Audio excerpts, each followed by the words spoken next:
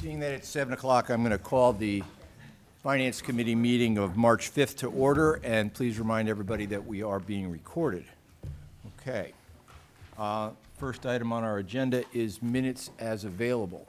I believe that we received minutes from February 5th just recently, but not enough time has elapsed. We just got them today. I don't think anybody's really had much of a chance to review those, so we will... I have a couple corrections.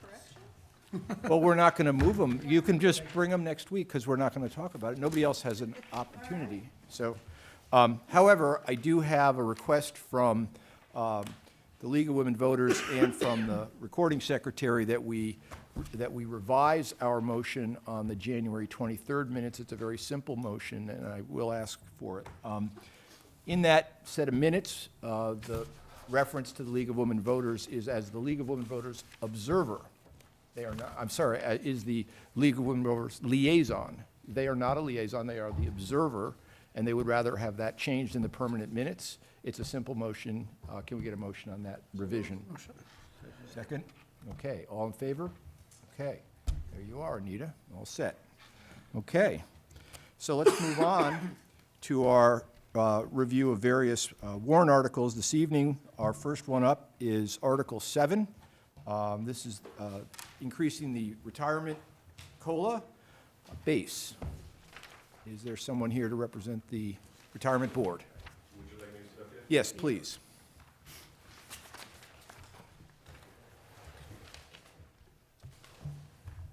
Thank you, Mr. Chairman. Could you identify yourself Sure, for by the all means. public? My name is Peter Fulton, 31 Winthrop Street in West Concord.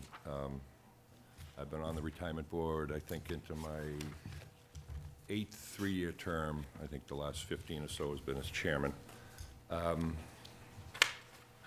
Please guide me as what you'd like to hear from me tonight. We have a 9-page presentation here that's not on the correct format yet, and I was afraid it wasn't going to be appropriate, but I guess it is functioning up there.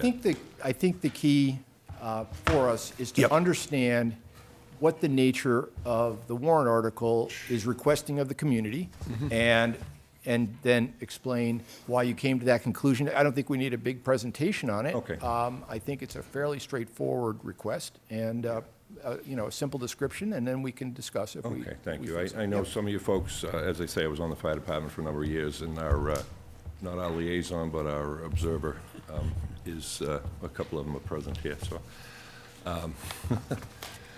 They do great things, so, as does, so we're, just for a small caveat of information here, we're one of 104 boards in the state. We're a municipal board, there's various county boards and so forth.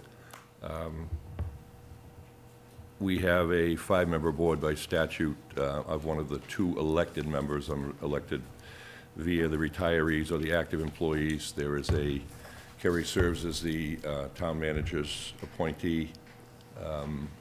There is the ex officio member, which is Mary Barrett, the town accountant. And we have a very capable citizen representative, Arnold Roth, out on Old Pickett Road, who's a retired bond trader. So he's on top of things. The employees that we cover in town here, just so there's no confusion here, the great majority of them are with the Concord Public Schools. Now, I'll codify that by saying nobody in the teachers' union is a member of this system. So this is the administrators primarily, support staff,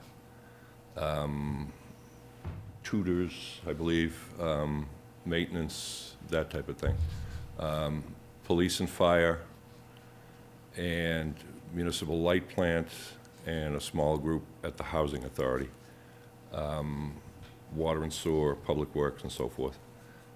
Again, this may be old information for folks, but just as a little primer, and this is what I would anticipate discussing on March 9th, on Monday. I believe that'll be a citizen question period and so forth. So again, give me some guidance here if you feel these slides are inappropriate or too wordy or what have you, but I'm trying to do this for accurate information, but keep it simple at the same time, too. You know, we Just- we don't, We don't sadly, there are two monitors that we could Yeah, see, yeah. but we can't, because they I'll don't tell you seem to what, be I- functional. if it's, It's just, if it's helpful here, you folks that have to turn backwards, like there's 4 to 5 copies that you folks that have to turn backwards in.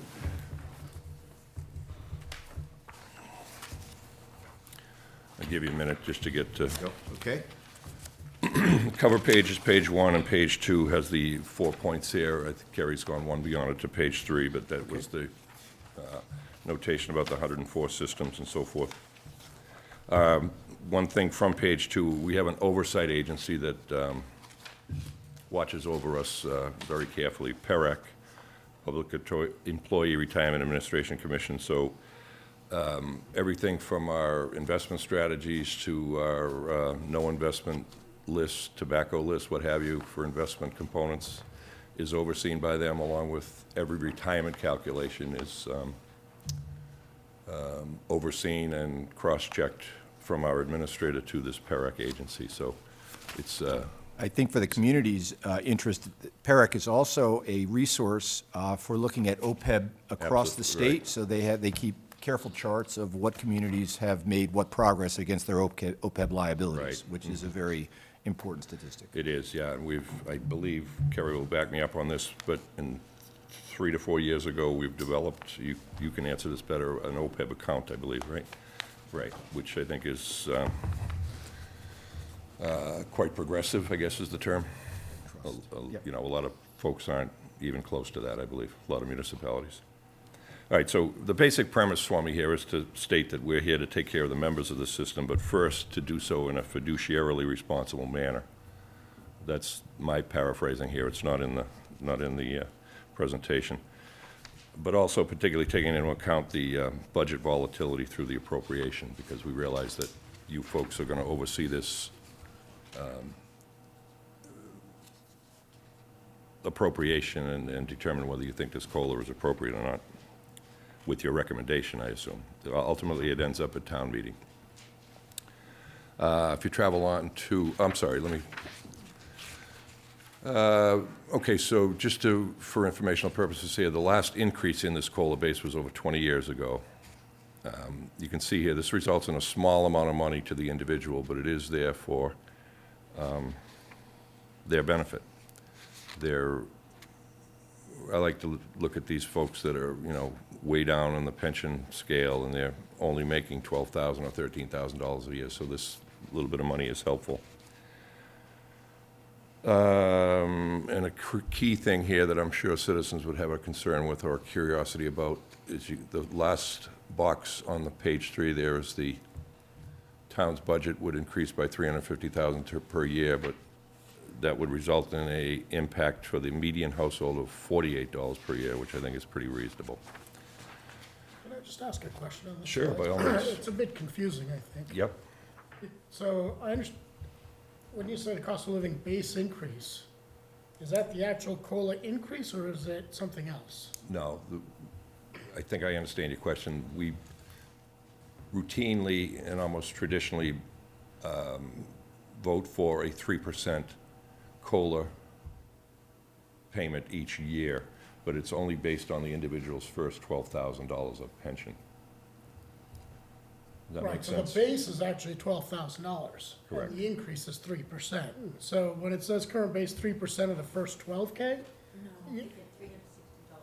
It's, I understand, the wording is a bit confusing if Okay, somebody's well, reading it. I'll square it away The base then. itself is 12,000, and what you're saying is you're proposing to increase the base to 14,000. That's correct, yeah. I think In the third box just there. being directly plain about that Okay, would come across more clearly. all right, thank you. Because then you're doing the calculations off of those 3% each. All right, I'll adjust that, so box 1 and 3 up there. Okay, thank you.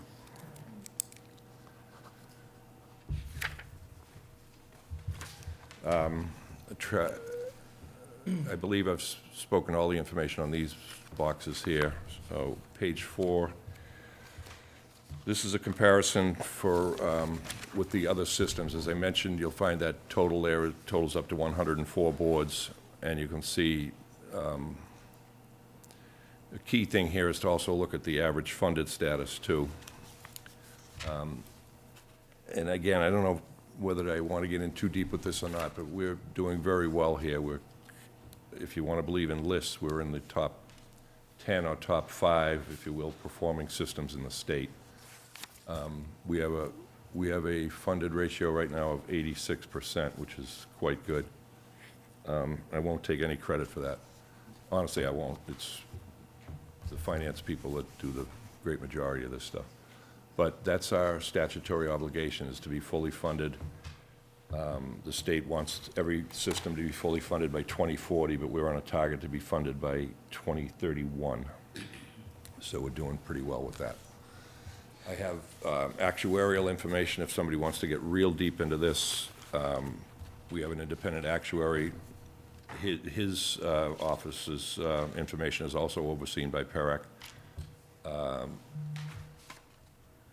The actuarial feels that we're on a correct path here, and the COLA is not going to be detrimental to the funded ratio or the status of the system. Can I ask a question, please? Sure, please. This slide is telling us that 30 groups have a COLA base of 12,000, which is our current That's base. correct. Is that correct? That's Okay. right, yeah. And can you tell me what the COLA amount is for these communities?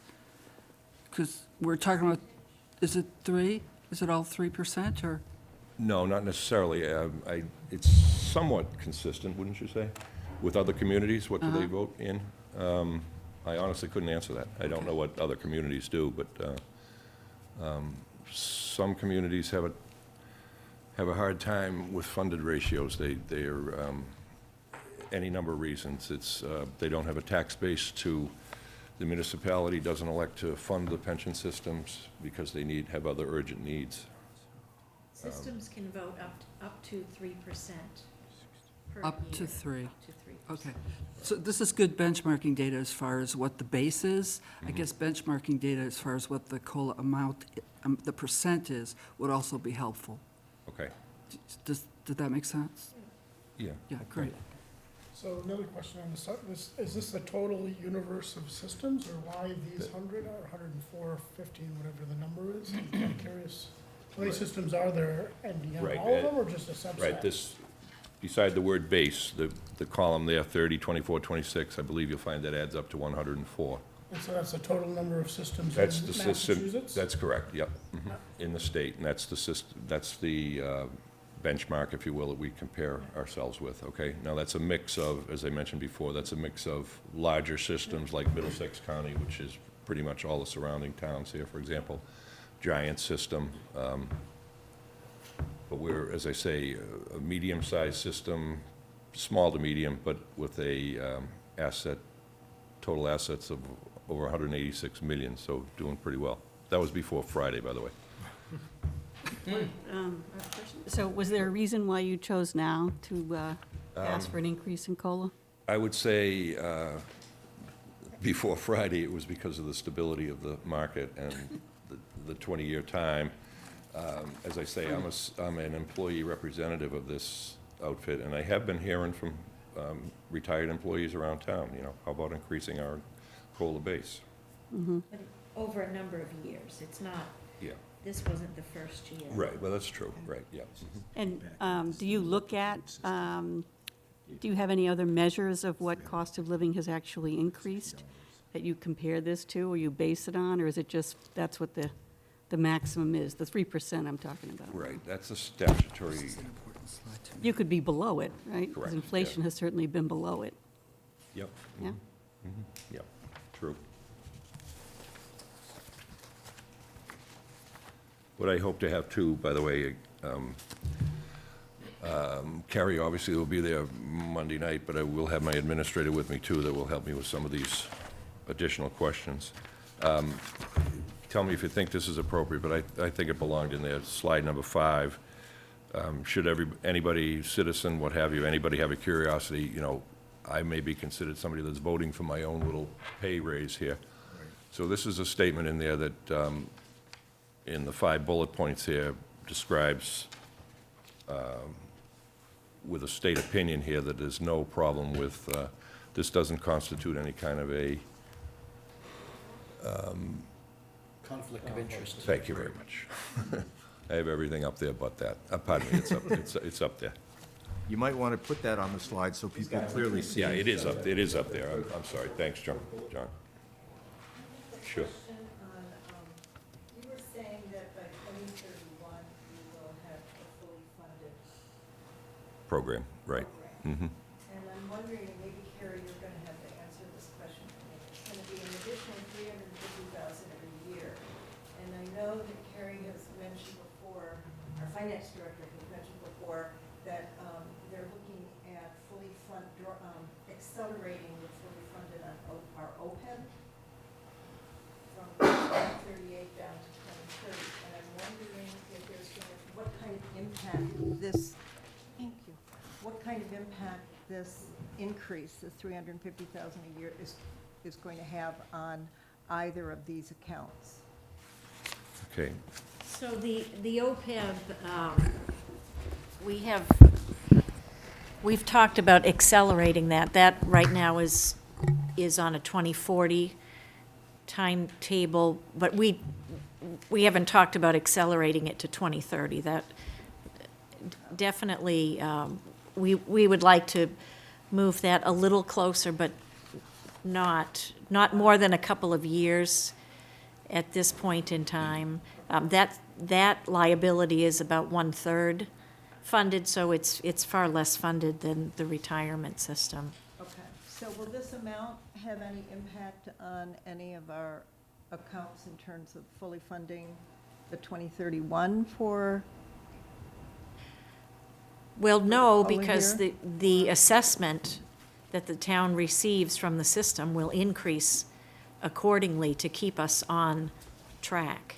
So it will will. impact the overall spending and the taxpayer, but it's Right. not going to impact the rate at which that liability will be funded. But it will impact the ratepayer, our taxpayer? Yes. Okay. Do you know at what amount, or is it the So- $48 a year? Okay. Yeah. All right. Mary, is this in or out of the guideline? Because it's a benefit, right? It's out. It's a right? fixed, yeah. I moved ahead to your slide 7, which I find very Sure. persuasive. Okay. That to me was some of the best information you have. Yeah, again, this is comes from the desk of our administrator, who's very good at this, and I guess I don't have it on the correct template here, but it will be done so. So it's a consistent template, Brian? I think everybody can see that, and the folks that don't have to turn around have the Yeah. hard copy in front of them. So this is some, there's less and less of these folks that are able to live in the area. It's just a comment on, general comment. You're not going to be able to live in Concord on a $28,000 retirement, okay? There has to be other plans in place, but that's just an observation. And that's a good point there, in that post-employment benefit packages will also attract the best employees. You know, we do have as I said, a solvent system here. We're considered in the top 5 or 10 of the 104 systems in the state for performance and stability and so forth. Again, someone asked about why we thought it was an appropriate time. That's one of the reasons, if I didn't mention it before. And again, here's another key thing for those that aren't aware of this. Anyone that receives a public pension, municipal pension in the state of Massachusetts is not eligible for Social Security. And you may say, really? I've worked 2 jobs all my life. One of them was the municipal thing, and also Social Security construction, because I run a construction company. But when and if I elect to take Social Security, it's going to be affected and reduced by a program called WEP, Windfall Elimination Provision. And that is going to reduce my benefit from Social Security dramatically. There's federal legislation forwarded by Representative Neal in Springfield and Representative Brady down in Texas, trying to get this WEP program changed so that people that contribute the equitable amount to Social Security get the benefit they deserve. Again, you have to plan, but just be aware that retirees in town here are going to have any Social Security earnings are going to be dramatically attached, if you will, or reduced by this WEP program currently, this WEP rule. And if you happen to be, without getting too deep into this, if you happen to be a survivor of a municipal pension, that individual will be affected by something called the GPO, Government Pension Offset, in any Social Security earnings. Okay?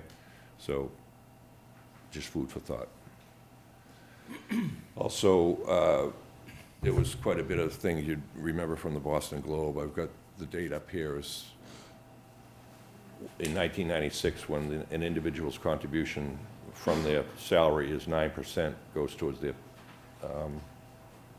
pension contribution, but also an additional 2% of that on any earnings over $30,000. Now, if you think that's too wordy to be put in there, I'll be glad to do it, but what I'm driving at is I'm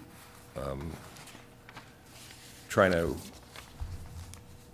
emphasize here that the employee contributes almost 10% of their salary to a pension, and it's quite a bit of money when you think about it. And Can I ask a question about that? If they're Sure. contributing 10% of their salary to a pension, are they not contributing to the Social Security system? that's correct, they're not. Okay, they're right, not. Right, but this would be All right. the reason I It's mentioned. in lieu of that. Right, the reason I mentioned the Social Security was for someone that's, I don't want to say an aggressive worker, or someone has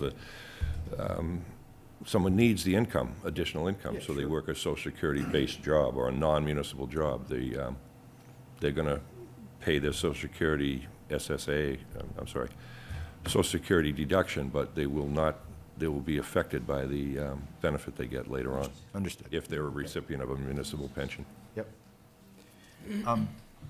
Do we have a lot of questions about the 2K increase? I mean, the nut of it is that you're asking for the base to go up by $2,000. Correct. Which is really a $60 lift on the, what the payout would be for that That's 14K correct, base. for the individuals, right. $60. Do we have a lot of questions about that? No. Okay, I mean, So, That's why, but maybe just one point, if I Sure. can. In your John, last please. meeting, you referenced an article right, mentioning Concord, I believe. right. I was somewhat scathed. Thank John for reminding me of that, I'll mention it. There's a industry trade magazine, if you will, by the Mass Association of, MACRIS is the acronym. They're a retirement board oversight agency, not to be confused with PERAC. But in their opinion piece, they mentioned Concord and a couple of other well-performing towns for having somewhat, I don't know the term they use, sat by the wayside and not come up with a COLA increase, for 20 years from now, so.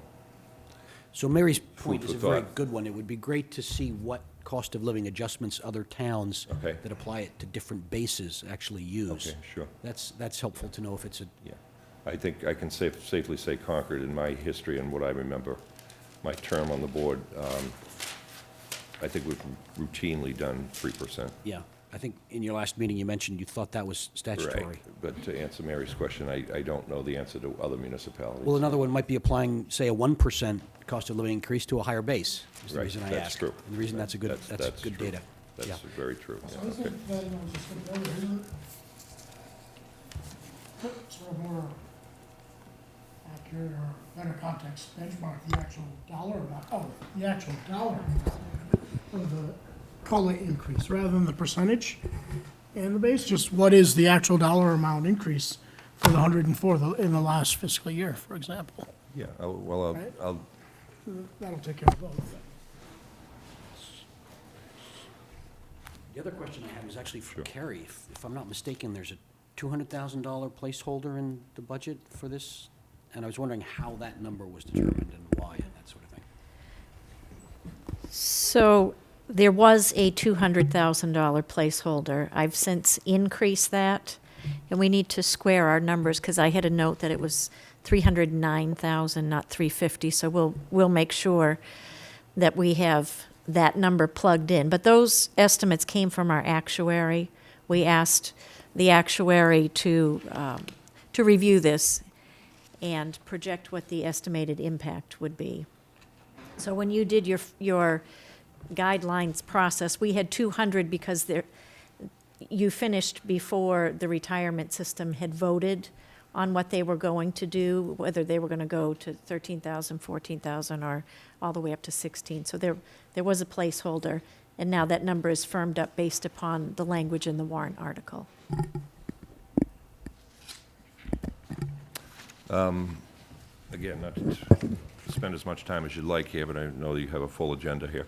I'd like Slide, to wrap this up in like 3 more minutes. Sure. We've spent a half an hour on this, Sure, and we have a sure. large agenda, yeah, so yeah, you exactly. need to kind of So, move. if you feel slides 8 and 9 are not too cumbersome, I'll include them in the presentation on Monday and also at town meeting. I would suggest that you talk to the moderator, because she Okay. will put specific time limits on your capacity to speak to the Sure. town. Yeah, again, You can speak a little longer at a hearing, but it should be sort of a dry run for your town meeting presentation. Again, And if you get more than, say, 5 minutes, I would be somewhat surprised. Okay. So, Again, yeah, just got to crisp it up a little bit. I Sure, think.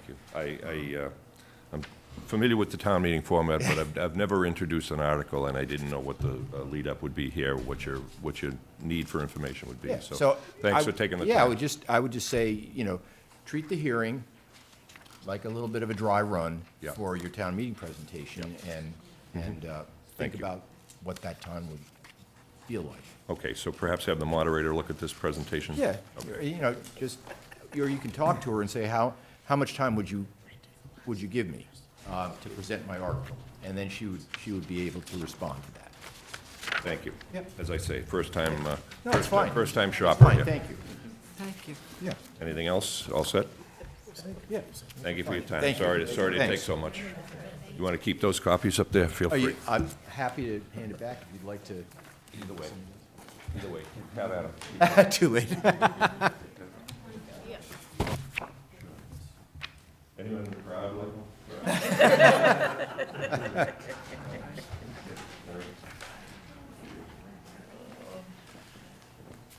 Okay, our next article this evening is going to be the Article 13, the Affordable Housing Trust. And who do we have this evening to present? No one. No one. Okay, I think we're going to move along. Okay. Save some time right there. All right, Mike, come along. Prepared to do that, I thought Mr. Bergman was coming. Okay, well, At least okay, thank you. something. Thank you for pinch hitting. Good kidding. Mike Lawson, 1695 Lowell Road, member of the Select Board. As you recall, at town meeting last year, there were a number of warrant articles associated with affordable housing. Two articles that resulted in legislation that's before the legislature now, one for a building permit surcharge and the other for a property transfer tax. In addition, the next item on your agenda, there was a allocation of free cash of $500,000 for affordable housing. And then the fourth article was in the anticipation that these two legislative actions would be passed, we would need to create a committee or some sort that would be allowed to receive the funds from the building permit surcharge and the property tax transfer.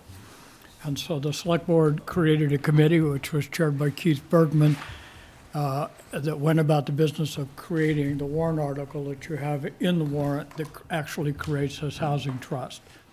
So this housing trust would be the entity that would receive funds from these two legislative actions, assuming the legislative actions are approved by the Commonwealth. And just as a matter of record, if they are approved, then they come back to the town to go to a subsequent town meeting. And then there has to be a ballot measure on each of the two, and they have to be approved. So that's essentially the article. It's a detailed article. It lays out the membership, and it lays out what the committees can do. It was presented at the Select Board public hearing on the 24th. I have a question. So would this committee be the group that would decide how this money is actually spent? Yeah. Is there any other group within Concord that would also be making these decisions about how this money could be spent? Depending upon the particular action, some of the actions would require the select board approval in addition to the trust committee. What about the Concord Housing Development Corporation? Would they also be making decisions about how money that's raised through these mechanisms No. is spent? Okay. So this is the Committee, yeah. So, Thank you. so those items that you just alluded to, which are items that require the select board to weigh in, have to do with real assets, basically real property. Real property. And I asked this question at the hearing that was held, and I just need a little bit of clarity. We have multiple quasi-governmental components at play here. Mary just mentioned the Concord Housing Development Corporation, which is a quasi-government thing, and they're in the business of It's a separate- developing properties and potentially holding land and doing what they hold Junction Village, for the land underneath Junction Village is in their name now. Under what scenario would we expect this housing trust to be in the position of having real assets or real property? If not, just maybe on a transitional basis, somebody donates it to the community, but wouldn't they more or less directly move it along to an organization like the CHDC? They could, or they could buy property outright with the funds. If these tax measures are passed by the legislature, there would be a certain amount of money annually that would go into this trust that they would have discretion over. So, I guess, and maybe I'm the only one who thinks this, but when we debated this or thought about it and brought it to the town, it was mostly to be in receipt of funds. And this idea that they would be in receipt of real property and maybe hold assets of that nature long-term, it's just a little bit more than I thought this was really intended to be.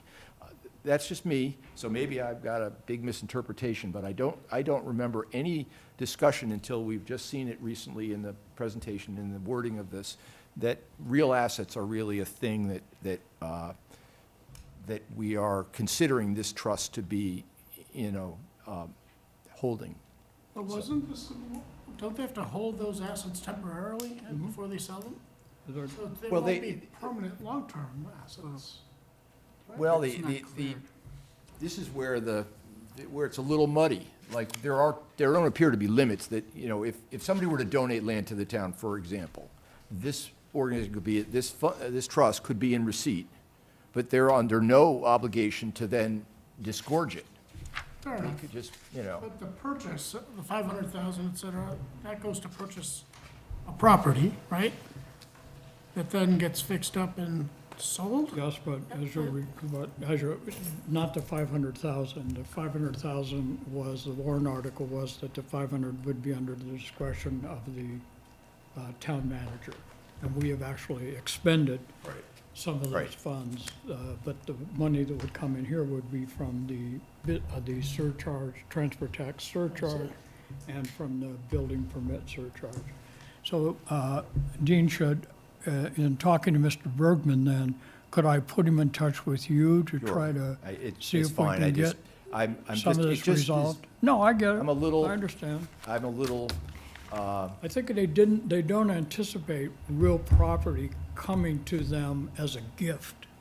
right. I think what they're thinking about is using the funds to potentially purchase real property, that then they might transfer the ownership either to an individual, if it's purchased, But- or to the housing corporation. So I would Well, rather okay, not, So the White Pond organization donated their property. Could they have, if this had existed, donated it to the trust? No, Why not? it's not affordable housing. Okay, it's not affordable housing, so Right. can't, so if it's just raw land, though, that could be developed into affordable housing, that could be donated to the trust. Possibly. so Liz, Russ, Just, Liz Liz. knows. Hi, I'm Liz Rust. I live at 201 Commonwealth Avenue and the Director of the Regional Housing Services Office. So the template for the bylaw comes from the state Affordable Housing Trust. And so the town, in adopting the trust at last year's town meeting, really adopts all the powers. And what this particular part is that you're talking about is adding further controls so that any real property conveyance goes to the select board, so there's additional pieces. But I think that the powers that the Massachusetts legislature laid out, that they didn't want to eliminate those powers from the state legislation. So it's really just having those powers separately from, if that's not really the program that they are anticipating. And one specific example that might be, right now, I don't know if you're aware, there's the 930 Main Street that the Concord Housing Development Corporation purchased. There's some state land that's right next door to that the town is in discussions with the state of maybe purchasing for affordable housing. And in that situation, that on behalf of the town, that land might come to the trust, who would then dispose of it for affordable housing through either the Housing Authority or the CHDC or some other mechanism. So that would be the temporary basis that you mentioned.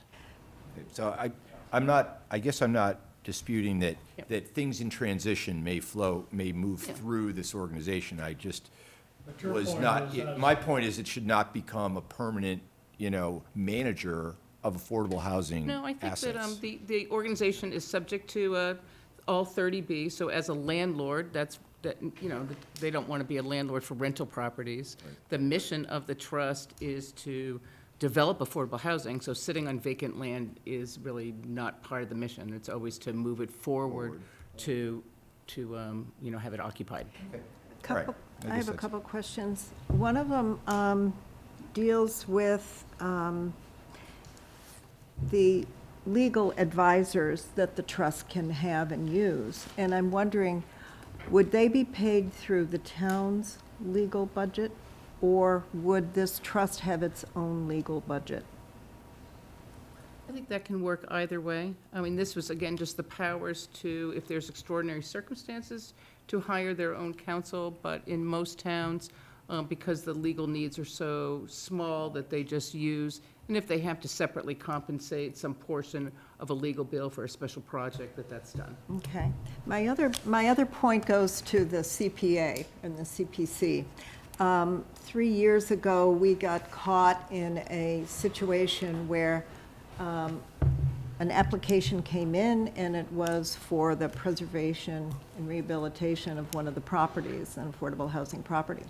We thought everything was fine. We went to see it and really encouraged the applicant to reassess and actually come up with real numbers, just not, a lowball number, which they did. And then, lo and behold, it came about that we could not fund it because it wasn't a property that had been purchased with CPA funds.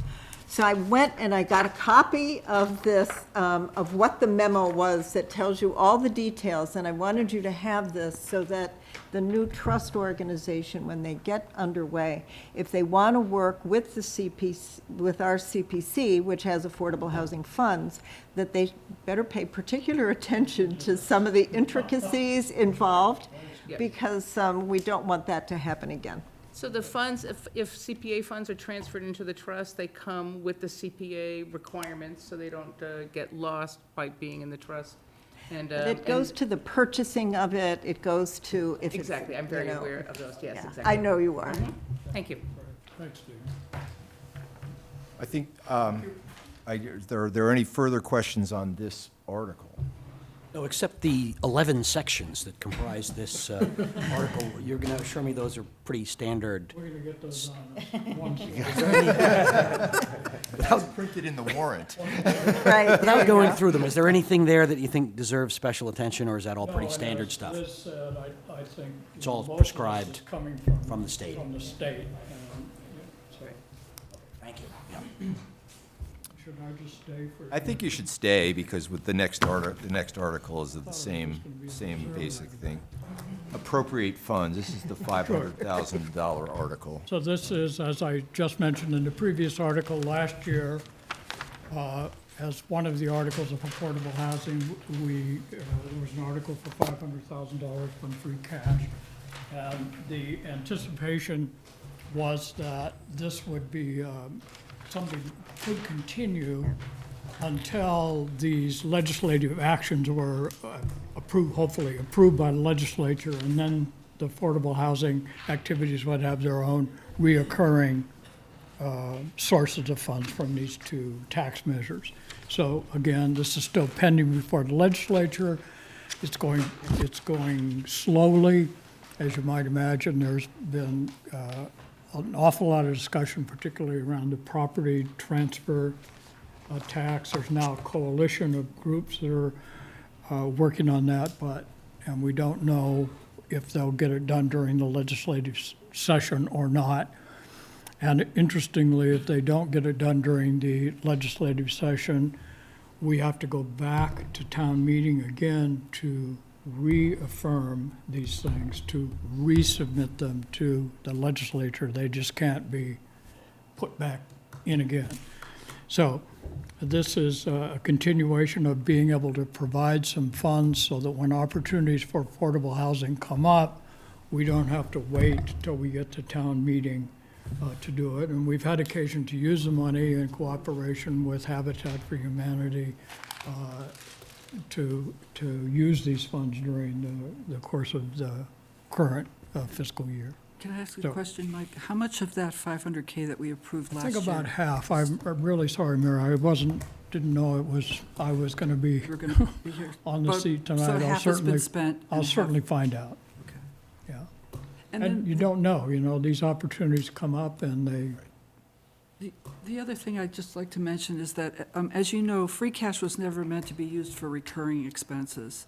And I'm wondering if, well, you do a free cash for allocate $1 million every year for tax relief. I'd call that pretty That's- reoccurring. not, yeah, but it's not an expense. But anyway, I don't want to mince words with you. I'm wondering if instead we could, in fact, put a line item in the budget going forward as opposed to using free cash. So it would be part of the normal budget cycle, and it would still get funded, it would be. Well, again, I think that's a point that you made last year when we had this warrant article, and but I think the issue for me is getting it in the budget might be difficult, but then if these legislative actions are actually approved, then you take We'll it take out it of out. the budget. That town meeting gets to do that, but so I think this is just simpler, and if next year we've gotten this thing approved, this just doesn't need to show up again. And I don't think it really is a line item because it's meant to be temporary. It's not meant to be a permanent addition to the town's budget. Okay. Thank you. So the only other thing is if 13 is not approved, in the event that 13 is not approved, would we bring this article to put the money where we put it last year, which is basically on account within the town to be Town expended by manager. the town manager, so we'd have to sort of change I think, the motion. I haven't asked the moderator directly yet. I will tomorrow, if she would permit that, if it changes the scope of the article from putting it in a trust to putting it under the control of the town manager. I don't presume to know how she would Right, rule on okay, that. but that's the fallback position in the event Yes. that 13 doesn't pass. Okay. Any other questions? No? Thank you for welcome. stepping in. Okay, Always a pleasure. appreciate it, Mike. Okay.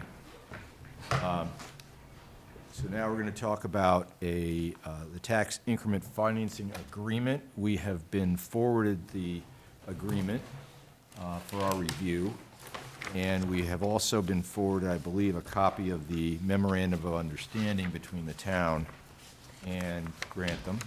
That was, I don't have the date for it, but it was several years ago, Where's yes. that? Where is It that? was, I don't have that either, It's not here. is in our email, I'm sorry. really? It's in the supplemental package. No, we don't have No, it. we had, So in the packet, we have the Do draft we have a copy agreement. of the memo of agreement from April of 2017? No, we don't have that. Okay, So the email. okay. All right. That's something we should have. Should have, but we don't.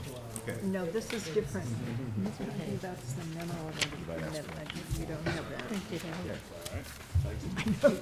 that. So, could you introduce yourselves, and then we will get underway. Walter Ohanian, 480 Elm Street, Concord, Mass. Managing Director for the Grantham Group, the developer and management agent to the proposed assisted living. Michael Cucciara, the Director of Development for the Grantham Group. Thank you. And I'm still Liz Rust. Thank you, Liz. Still living in the same And place? I thought that I would start this before turning it over to Walter and his team by just recapping the project from the town's perspective and talk about some of the benefits of the overall project. So I know that this is really repeat for things that have gone on for years, but just to keep in mind. Would it be okay, actually, if I just handed some handouts so people can follow along? We have Or a lot do they, we have a lot do of they go with Liz's? They will. They will, okay. So it's just a few bullets that are included there. Right, so as we know that the project adds 83 units to the subsidized housing inventory, which is how we count towards the 10%. I'm not going to spend too much time talking about what that is. I think everyone knows. Concord's currently 35 units above that 10%, and coming up actually next April 1st, so next month, is the actual census day. And then that starts the process where the denominator will change. The denominator is every 10 years from the census. And with not Junction Village and no real change to our affordable housing count, Concord is projected to be underneath that 10% by between 48 and 58 units. So, and we spent some time estimating that using building permit data over the last decade. But really how the census does it is they start every 10 years and they look at all the addresses and they get where mail is being delivered and the GIS map, so they rebuild the number of housing units. So that's our current estimates. So in any event, without this project, Concord would drop below that 10%, and with this project, Concord would stay above the 10% through 2030. So that's just sort of a summary piece. And part of that objective was why this particular project, or one element of this project, was selected by the town and presented by the CHDC back some number of years ago, that the town was interested in a project of this density to get to that 10% over that next decade. So that was one of the elements. Other projects were presented that didn't have the density, and they were passed over, if you will. Junction Village and the land there is deed restricted for affordable housing or open space. It's land that came from the Department of Corrections, and so there's not any market rate units that can be there, so it's not like a regular, not regular, but like a 40B project that would have like a component of affordable and a component of market. Those projects tend to have the market rate units pay for the affordable units so that they don't require subsidies. This, because all units are restricted, it has a different financial picture to it. Liz, Yes.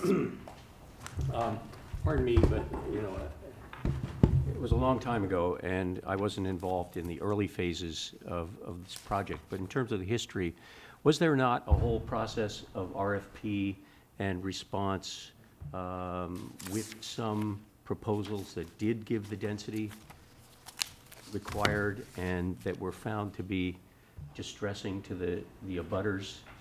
Was that So not- I think that's one of my bullets coming up. I'm but sorry, yes. okay. But in fact, that is true. So it was a solicitation of interest was the actual technical term that the CHDC put out. There were, I think, 12 responses, 2 assisted living, some lower density ownership, and then larger family rental. So I think the family rental was really passed over because of the traffic and the municipal burdens and some of those other pieces in favor of the assisted living proposal. The project will contain a local preference for housing for Concord residents and town employees during the initial leasing period, so it provides that opportunity. And will also create housing opportunity for residents and parents of residents. So that's what a lot of times we hear with assisted living, people looking to bring their parents closer to them. And so while that doesn't count sort of technically the local preference per the state law, what does provide those opportunities. Can I just ask a question? So Sure. typically assisted living is not very affordable at all. So how does this get tagged as affordable? So there's two parts of the assisted living, which Walter can really talk more about, but there's the rent portion and then the services. Right. And the rents are restricted based on the Okay. restriction rules in terms of the extremely low income and the low income based on the the So- income limits. So this facility will have two charges, because everyone that I've seen has a single charge. So there'll be two charges, one for rent and one for services? Correct. Okay. Go ahead. Yeah, sorry. So what happens and what makes us unique than most assisted living communities is residents who have run out of funds and don't have the funds to be able to pay privately for assisted living, they can go on to a Mass Health, a Medicaid program. And with that, they basically use their monthly income to pay the rental portion, and then the services are paid by the government through Mass Health. I see. Thank you. And how long does the local preference last for? Initial leasing only, and that's really by the state law. And the other part to really just talk about is with the aging population, there is more of a need. There's more seniors, as you've seen with, or perhaps in the property tax exemption programs and the various programs. So providing this kind of housing serves the more need. So that was the only background I was going to do, and you can ask questions about that, or just go right into the subject of the town meeting article. Can I just ask just a refresh question? So a few years back, when we were engaged in this conversation, there, the low-income housing tax credits was very much contingent on where this project was going to actually go forward or not. And That's so- still true today. Okay, so as you established, I think the presentation, it was, do we still get credit for the 40B, even though the shovel hasn't hit the ground yet? No, the units won't be credited on the 40B until the building permits are pulled. Okay, so this will not be included in the census because April's coming and clearly we're not. So there's two parts of the 40B. There's the numerator part and the denominator. They will not be in the denominator in the next decade, because those are only going to be housing units where people are actually living. So technically we fall below. So it's really a question of when they're going to be in the numerator. That's what we're really looking at. That's what we're tracking to. Yep. If the project goes forward in all of its approval parts and gets funded in the summer, I think that the building permits can be issued in the spring. That's our hope. And then be in the numerator prior to the recalibration so that Concord wouldn't drop below. But that's a lot of pieces that have come together, but there is a path where Concord does not fall below the 10% with this project. Does not fall below, but. There's a path. Still contingent There's a on path, the but there's a lot of analytic pieces there. requirements, right? Correct. Okay, thanks. Can I ask another question? 48 below 35 Christine said. So what is the eligibility criteria for me to get into the affordable housing, even the lower moderate income, Yep, so initially, before I spend down my money? Yep. So medically, you'd have to be approved to make sure that we can actually take care of you. Okay. But from a financial aspect, you can come in making just your social security check, and your social security check will cover your fees at Christopher Heights. So I guess the question is, if I have $1 million in income at 70 and I need assisted living, would I qualify for one of these low-income? You most likely won't, and the Okay. reason why is the other 40 units. So this is an 83-unit assisted living community. Yep. 43 are for residents 60% or below the area median income. For the remaining 40 units, it's residents who fall within 150% of the area median income. So if you had $1 million of assets, and hypothetically, if your income from that assets plus your social security put you at over, I think it's about $110,000 per year, Yep. you would not be eligible to move in. Might be a little lower than that, but Okay. it's not that bad. I don't know the All exact right, number. thank you. AMI, I think, is 80-something. Okay, so hypothetically, with your This income is and your. the 150% of the AMI, so it's a little bit higher, but, you know, you're in the 90s. So just before we continue on, I apologize. The handouts that I sent were actually two separate handouts. They were meant to go around the entire room, so I apologize for that, because. Okay. We got this. Got this. Okay, and then there's one there as well. I don't have this one. No, I don't have this one. I don't know if that packet's made it all the way around. That's, yeah. John, that one needs to come this way. Thank you. Here you go. Yeah, so then Carrie, you had handed out another one as well. Carrie threw in a third for us, so. No, that's what I'm saying. Thank The you. other one they handed out. Thank you. For taking So I our apologize. I data. took one handout, sent it one way, and the other handout sent the other way. I just thought we'd eventually This meet is that. his other handout. Yeah. So a TIF or a pilot has always been contemplated by all parties from 2016 and 17 when the project was actually proposed to town meeting and then also to the state. If we actually remember, back in 2016, the select board did set up a Junction Guys. Village Task Force. Please talk. And as part of that task force, I just don't want side conversations. Sorry. and as part of that task force, they actually did ask or did recommend that a TIF or pilot or some other tax mechanism be considered for the project. So when all was said and done, we did decide that a TIF was the best way to go instead of a payment in lieu of taxes, and a TIF does require town meeting approval, and we feel that this is the appropriate time for the TIF. Last year, we felt was a bit too early. We're actually starting to get good feedback right now from the state that we're optimistic that this is the actual time that we'll receive an approval of the tax credits and help this project to go forward. When do you hear? So we filed our last application in February. I anticipate hearing sometime in July, and then the governor typically will make his announcements sometime in August. So why does the project qualify for TIF? The project qualifies for the TIF with the state because what does it do? It creates jobs. This project will promise that it will create 30 permanent jobs. And so what are these jobs? Some of these jobs are certified nursing assistants, home health aides, cooks, maintenance people, activities directors, social worker, nurses, marketing people, executive director. And some of these actually have salaries that are significant. There are employees that will be hired in this project that could make close to six figures. Can I ask you a question about those jobs? Sure. In looking over your pro forma, Yep. salary is somewhere in the $350,000 to $370,000 range, which probably pays for an administrator and a few other highly paid staff. The rest of the operation appears to be contract services. Is that correct? That's incorrect. Why is that not stated as salary in your pro forma? Sure. So what it is when the state typically well, I shouldn't say what typically. So the state has this item called the one-stop. And the one-stop is for affordable housing. And as everyone in this room knows, what's typical affordable housing? It's family housing, could be senior housing, could be homeless housing, could be veterans housing. We have something unique.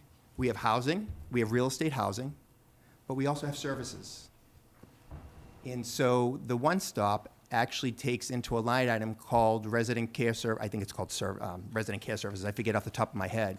But that includes the services of the employees that will be on there as well.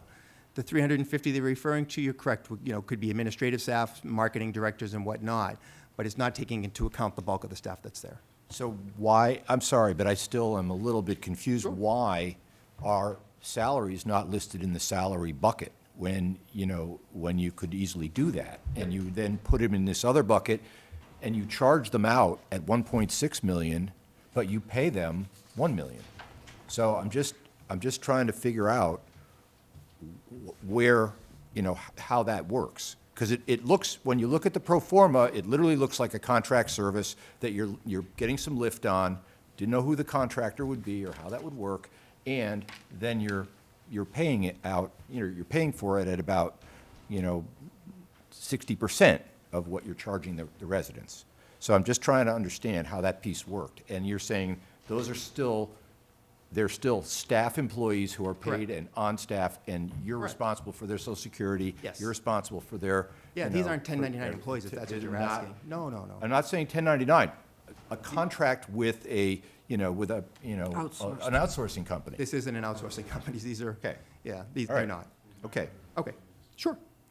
The way the pro forma reads, you have a separate line item for salary, and then you have a services line item, which Yeah, appears well, to sure, be- so I mean, not to, beleaguer the point, but if you look at it, I think in the one source it caused, speaking about administrative, I don't see a nurse or a chef or a maintenance director to be an administrative staff member, so they would go into that service line item, so I apologize for that. Unfortunately, we're constrained by the form. This is a sort of a one-size-fits-all form that the Department of Housing and Community Development uses. And it's not intuitive, and it's designed, I mean, it's effectively a giant Excel that's just designed to fit every potential scenario. And so, granted, Okay, it doesn't- all right, let's move on. Sure. Can I just ask a quick question? Sure. So you mentioned that it was assumed back in 2016, 2017 that a TIF would be needed and you would develop one later, As I a guess. potential mechanism, correct. Okay. So when I look at this this document from 2017, that's Sure. the memorandum between the town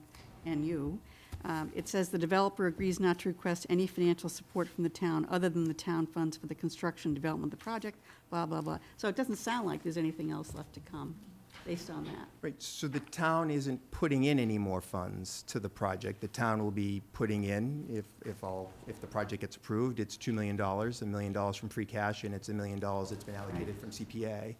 So as part of the TIF, So you don't think the TIF is us putting money in? you're not putting money in. We're avoiding taking tax, right? You'll be taking some tax, but not the full tax at its full valuation. But it's not financial dollars that are coming from the town into the project. Okay. It's a little bit of a play on words and semantics. I mean, Yeah. it's a subsidy. So, but can I phrase it a little differently? I'm new to this, so pardon me, this is my first term here. Back then, there was no vision or thought that the town would take less in taxes than it would normally take, correct? That's incorrect. So, yeah, the Junction Village Task Force did put in its memo that a tax or a pilot was an option for the town to consider, is an option to help the project. And so that's what we're acting on. But was that disclosed to the town when you were asking for the $1 million of free cash and the beginning of the CPC $1 million? Was that, Sure. If you look at the date of the letter from the Junction Village Task Force, it was prior to those other approvals. I'm not sure- It was discussed. Sure. by whom? Well, I remember it being presented that as the project is, the income from the project is restricted by Correct. the deed provision that it must be affordable housing. Correct. And therefore, that lessens the value of the property or the assessed value. That was basically how it was explained at that time. Has anything, I mean, are we? But this is different, because this Well, is saying they're I going to want to actually, ask this question. Is this exemption going below what the assessed value would be Yeah. based on the lower income? Yes. So right now, the project is being valued at approximately $13 million. And with that, there would be a tax of roughly, what is that, $200,000 or close to, something of that nature. And we're looking for a TIF to be able to get it to a number that we proposed to the town back when this project was approved, or back when this project was voted on. Assessment based on the income stream from the property or some kind of comparable or something? No, it's based on numbers that Lane has about the project, yes, about what the assessor has about the project. That's what the assessment is. Correct. So it's Lane's assessment that you're asking to basically have this exemption taken off of. It's being taken off of the assessed value that where Lane is figuring that it's gonna be, where the assessor figures it will be. which is lower than the build value. So Correct. it's, So the right, so there costs- was 19 million, I heard a number is what it would be when it was built, and then you're saying it's assessed at 13 because of what Carl articulated, and now we're asking for a 77% exemption from that. Is that correct? Correct. That question put it quite clearly. So I have a question I'm going to have to throw to Kerry, because we did ask to have Lane Partridge, the assessor, attend. He was unable to do so. And I do want to ask Kerry to at least get this question answered.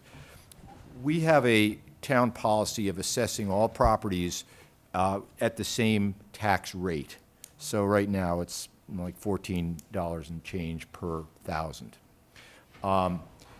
When a residential property is assessed, it has to do with the general value of the land, the built value of the facility that's the house that's on the land, and that kind of all adds up to some, and there's some wiggle room associated with valuation of the desirability of properties at different places in the community. When assessing a commercial property, is the assessment based on not just the land value and the built facility on the land, but also on the business operating within that facility? Does that have any bearing? In other words, if this facility, now we know that it's restricted and it could only be rent controlled or assisted living for moderate income people. If this facility were to be changed to a for-profit facility, would the assessment actually change because the business could make more money in it? Is that a function of assessing for commercial properties? So I'm going to answer this at the highest level because I am not an assessor. I've Right. never worked as an assessor. Residential properties and commercial properties are assessed on different bases. There are 3 different methods for assessing commercial property. One is income, one is sales, and the third is the one that I never remembered. Maybe Mr. Carr, who's the, maybe he could shout it out, the third method?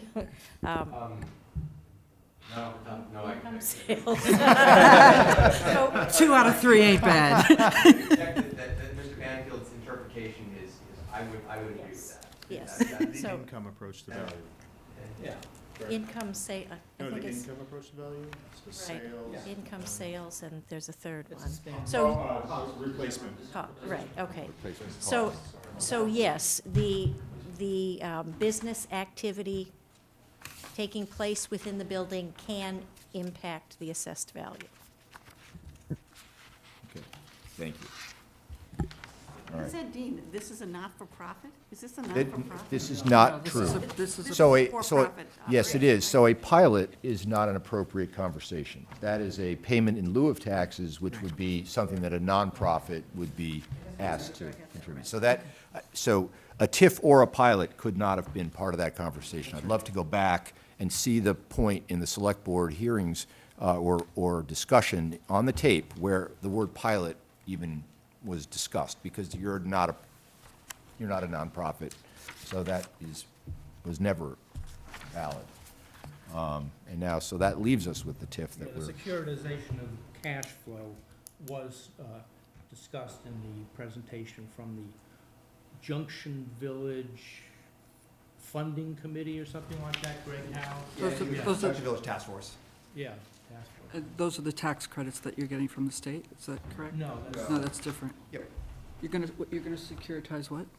So no, we're applying for low-income housing tax credits for the project, which will Right. hopefully help make it feasible. Those are coming from the state, They would come from the state, and correct? you're gonna sell those. Correct, those are typically to a syndicator. So they're being securitized, they're being sold, right? Yeah, those tax credits. That's are what I was sold, saying. And they put equity into the project. And how much is that equity that you're hoping to get? So we're applying for $7.5 million of tax credits, which we hope will yield $6.9 million, Okay, and they will be the 99.9% limited partner of the project. So the TIF, we know, addresses property taxes, which are part of the operating expenses and not part of the development budget. It's not part of, so no part of the development budget can be used to subsidize or otherwise offset the property taxes. Over the term of the proposed TIF, the town and CHDC will generate close to $1.3 million in new revenue paid by the project. As we also know, currently the town and CHDC don't receive any income for this vacant parcel. And the term here is 20 years? No, the term would be 17. 17, Yep. okay. You know, The proposed term. the- do it 15 plus 2. Right, so basically, it's so what happens is it's for the 2 years of lease up and then the 15 years of basically how long the credits will be in place for. And it's an important point about the 2-year lease-up period, because the way the tax credit program works is that you can't claim the tax credits unless those units are occupied by tax credit eligible residents. So for the 2-year lease-up period, you can't guarantee that all the units are gonna be leased up. It's only when you hit that threshold that you start generating credits. So you need that cushion at the outset to cover that lease-up period. That's typical within the industry. Sorry. Well, my question relates to the 1.275 in new revenue under the TIF. How much new revenue would there be without the TIF? Nothing, that's the whole thing. Right You're now, saying nothing. right, It's because you won't do it. we won't build it. It's not financially feasible. Oh. When we sat down and had the agreement with CHTC, and that's enshrined in that development agreement that I had an opportunity to raise, we said, here's what this project can support from a operations perspective. We're in a business where our revenues are capped, but our expenses are not. We are regulatorily limited to the amount of increase in revenue, but what we are not regulatorily limited on is the effect of the marketplace and what happens to expenses. Cost of the construction.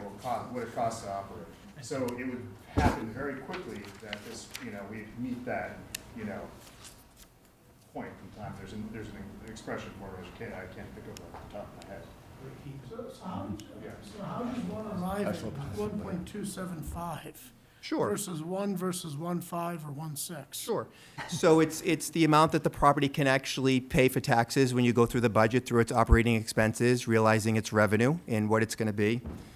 So the amount, I've been questioned about this a couple times, so what I did is, in one of the handouts that you have today, it's a letter from Cohn Resnick, and as people, I'm sure, around this table realize who Cohn Resnick is, they are a nationwide auditing and tax accounting firm. We're very well respected in the industry. And you'll see from the 6 assisted living communities that are similar, not 100% like the one here in Concord, but very similar to here. In 2018, per the audited financials, we paid $206,000 in taxes. In 2017, through 5 of the communities, we paid $178,000 in real estate taxes. So when you actually do the annual aggregate, it's about $35,000 a year in taxes, is what what our projects would typically pay. And would this be similar to that? Well, this isn't anything close to it, which is what brings us here today. This project has been assessed at nearly $200,000. And so when you have a project in a history. Exemption. With the exemption, it would actually, we'll actually be paying more here than we do in our other communities. Well, can I just point out one other thing? In your pro forma, back in 2016, actually it was one in 2016, one in 2017. Yep. You had 40,000. Yep. And so you're actually gonna be paying more than that? So what happened is we had promised between the town and CHDC we could do up to $75,000. So CHDC is generous enough right now, they're actually going to be foregoing some of the ground lease payments.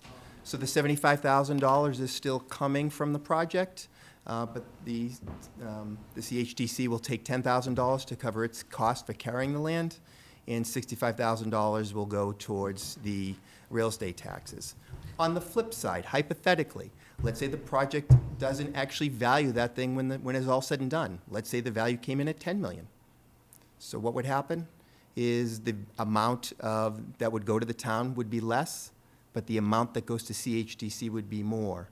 So the way the ground lease payment the ground lease document will read is between CHDC and real estate taxes, you'll never get less than $75,000. So hypothetically, if the taxes came in at 50, CHDC would get 25. If the taxes came in at 40, CHDC would get 35. But just one thing I wanted to clarify, because I think, you know, there's this feeling that we're being told a different story than we were 2 years ago. Sure. And there's two elements of it. One was that we did discuss the fact that this would not be paying the full real estate taxes. Correct. And your pro forma was showing a number less than that in the taxes than you're actually gonna be paying. So Correct. So I think the Well, other what's- part, what's the problem? in the pro forma, though, the other part is in the ground lease payment is the $35,000.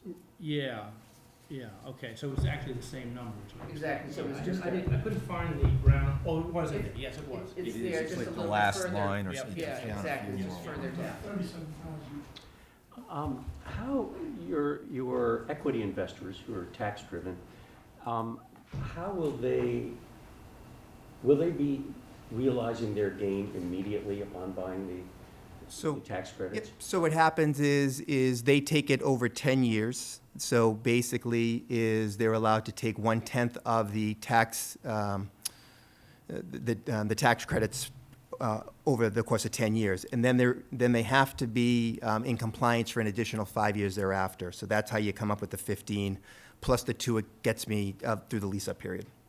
And as 99.9% equity holders, do they get some income also from the project? So they will get it's typically a small asset management fee to make sure that the project is actually bringing in low-income tenants, that it's meeting its need. So there is a verification process that goes through. It's not just copying someone's bank account. It's actually doing third-party verifications to make sure you have the right people in the right units and you're charging them the right amounts and they're paying you the right amounts. So they get an asset management fee of approximately $15,000 to $18,000 per year. And if there's not enough cash flow in the project, they don't take their fee. And is the project organized, how is it? Is it organized as an LLC or is it So it's a limited partner. it's a limited partnership? Partnerships. And would you be willing to share a copy of the limited partnership agreement with us? Well, we don't have one. You must have other ones for Well, I other. mean, those are proprietary. I'm assuming that this is sort of a cookie cutter. You're duplicating a process you've done elsewhere. So, I mean, we have limited partnership agreements, so we'd have to get the permission of the state and the investor to release those, because they're proprietary documents. But we can just walk through it. So at the end of the day, the tax credit investor is motivated by the tax credits, the paper losses that they take. They are not getting profit out of that project. They are tax motivated. They're doing great things by helping corporations around the country reduce their tax burden. That's their motivation. That's what they're doing. And, you know, I mean, the net benefit of that is that they're funding, you know, affordable housing. Yeah, the reason I would want to see the limited partnership agreement is to see where the money is going. I understand where the tax credits are going, that's pretty easy. But there's going to be some money coming out of this, and it's not for profit. So I assume that the limited partnership agreement would tell me where the money is going. Right, so there is a cash flow waterfall. The state has a program. So we have state subordinate lenders in the project, Mass Housing, Affordable Housing Trust Funds, Home Funds, and Town Concord funds. There is a cash flow waterfall that prioritizes repayments of those loans, because the money from the town is coming in as a loan, not a grant to the project. There's tax reasons for that. So there's a repayment stream through the cash flow waterfall that feeds the different parties take pari passu, you know, benefit out of that and start to repay their loans out of that. We're getting interest on the $2 million that we're investing? It would not be. It would be put in at 0% interest, and it's a $2 million basically I don't say investment, but it's soft debt that goes onto the project itself that typically doesn't get repaid as long as the project remains affordable. But the other investors, they do get, No. No. The state. It's all about if there's available cash flow, uh-huh. then the different lending agencies will begin to be paid. This is very standard in Mass state. I think what Tom's getting at is who's making the money. Well, the fact is there's not a lot of money to be made in this particular project. We have fixed income, fixed revenues, and unfettered cost. And so sometimes we're not meeting our, you know. So can I ask a question a different way? Because On the rental, not on the service. But on the most of our 50% of our services are provided by the state. And so the state reimbursement is $40.33 a day, and it was that amount back in 2009, and it's still that amount today. So what do you anticipate your operating margin to be in the first 5 years? I mean, simply put, 2% or 15%? I'm just kind of curious. I can't answer that off the top of my head. When would you have that available, though? So- Presumably, you've done an internal We have. analysis, Yeah, right? We And have so- so we have a pro forma that's there, and it has to carry a debt service coverage ratio of 1.25, which it does. So is that available, though, I guess, the pro forma, the updated pro forma? Can we get a copy of that? Yep. And that will clearly show revenue coming in, expenses, operating income, and how, is that, no, this is an old one. For 5 years, or how many years is that pro forma out to? Up to 20 years. A copy of that would be great. Sure. And the 6% management fee, that's Grantham's fee? Yep, or any management company that happens to manage the project. Which in this case would be Grantham. In this case would be Grantham. And that's standard in the affordable housing space. Is that limited by the state, or? Yes. Mind you, I'm not anti-capitalist, I understand the incentives and so on, but I think it's just helpful to get a sense of what the numbers look like. Sure. So can I just clarify a time frame? At the select board meeting that I attended, you mentioned the RFP was in 2015. And when was the first time you met with our assessor, with Lane? I believe it was it must have been over the summer, Last summer. probably this summer. Or was it October? So 4 years after the RFP was your first meeting, and that's when you fully understood the tax liability that this entailed, the property tax Well, liability. we've been pretty forthright about. What assumption did you use up until that point? Well, I have a history of what we pay in taxes in other communities, which I shared with you. Which is a so that was, you were estimating $40,000. You're right. That was in the pro forma 2 years ago. Yeah. So, see, I think What was in, what I saw at the hearing, and I'm kind of hearing tonight, is that people are surprised, think somehow the deal has changed. The deal hasn't changed. And I think you have to be very clear about that when you present it at the hearing. well, it depends on who you ask, okay?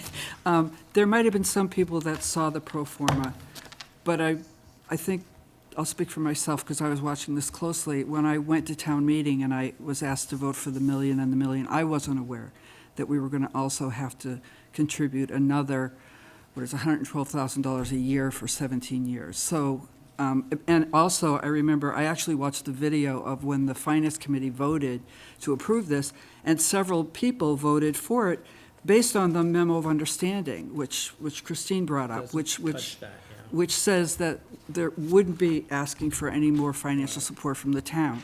So that was an important document, I think, that people felt that, yes, you want $1 million, yes, you want to start the CPC funds that eventually grew to another $1 million, and that was it.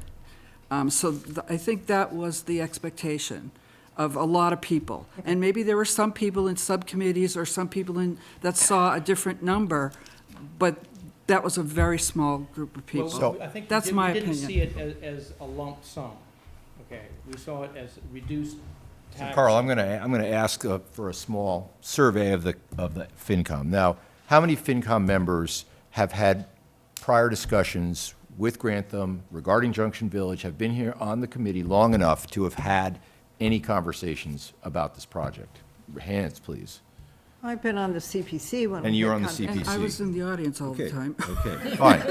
Okay, so this group of people, so with that group of people, how many of us who are as detailed into these numbers as anybody in the community understood that we were going to be giving away this kind of tax relief? How many? Let's have a hands. 0. Carl, 1. We did not see So, it. we are Just I'm just clarify. telling you, we are the Finance Committee who are charged with reviewing this kind of detailed information.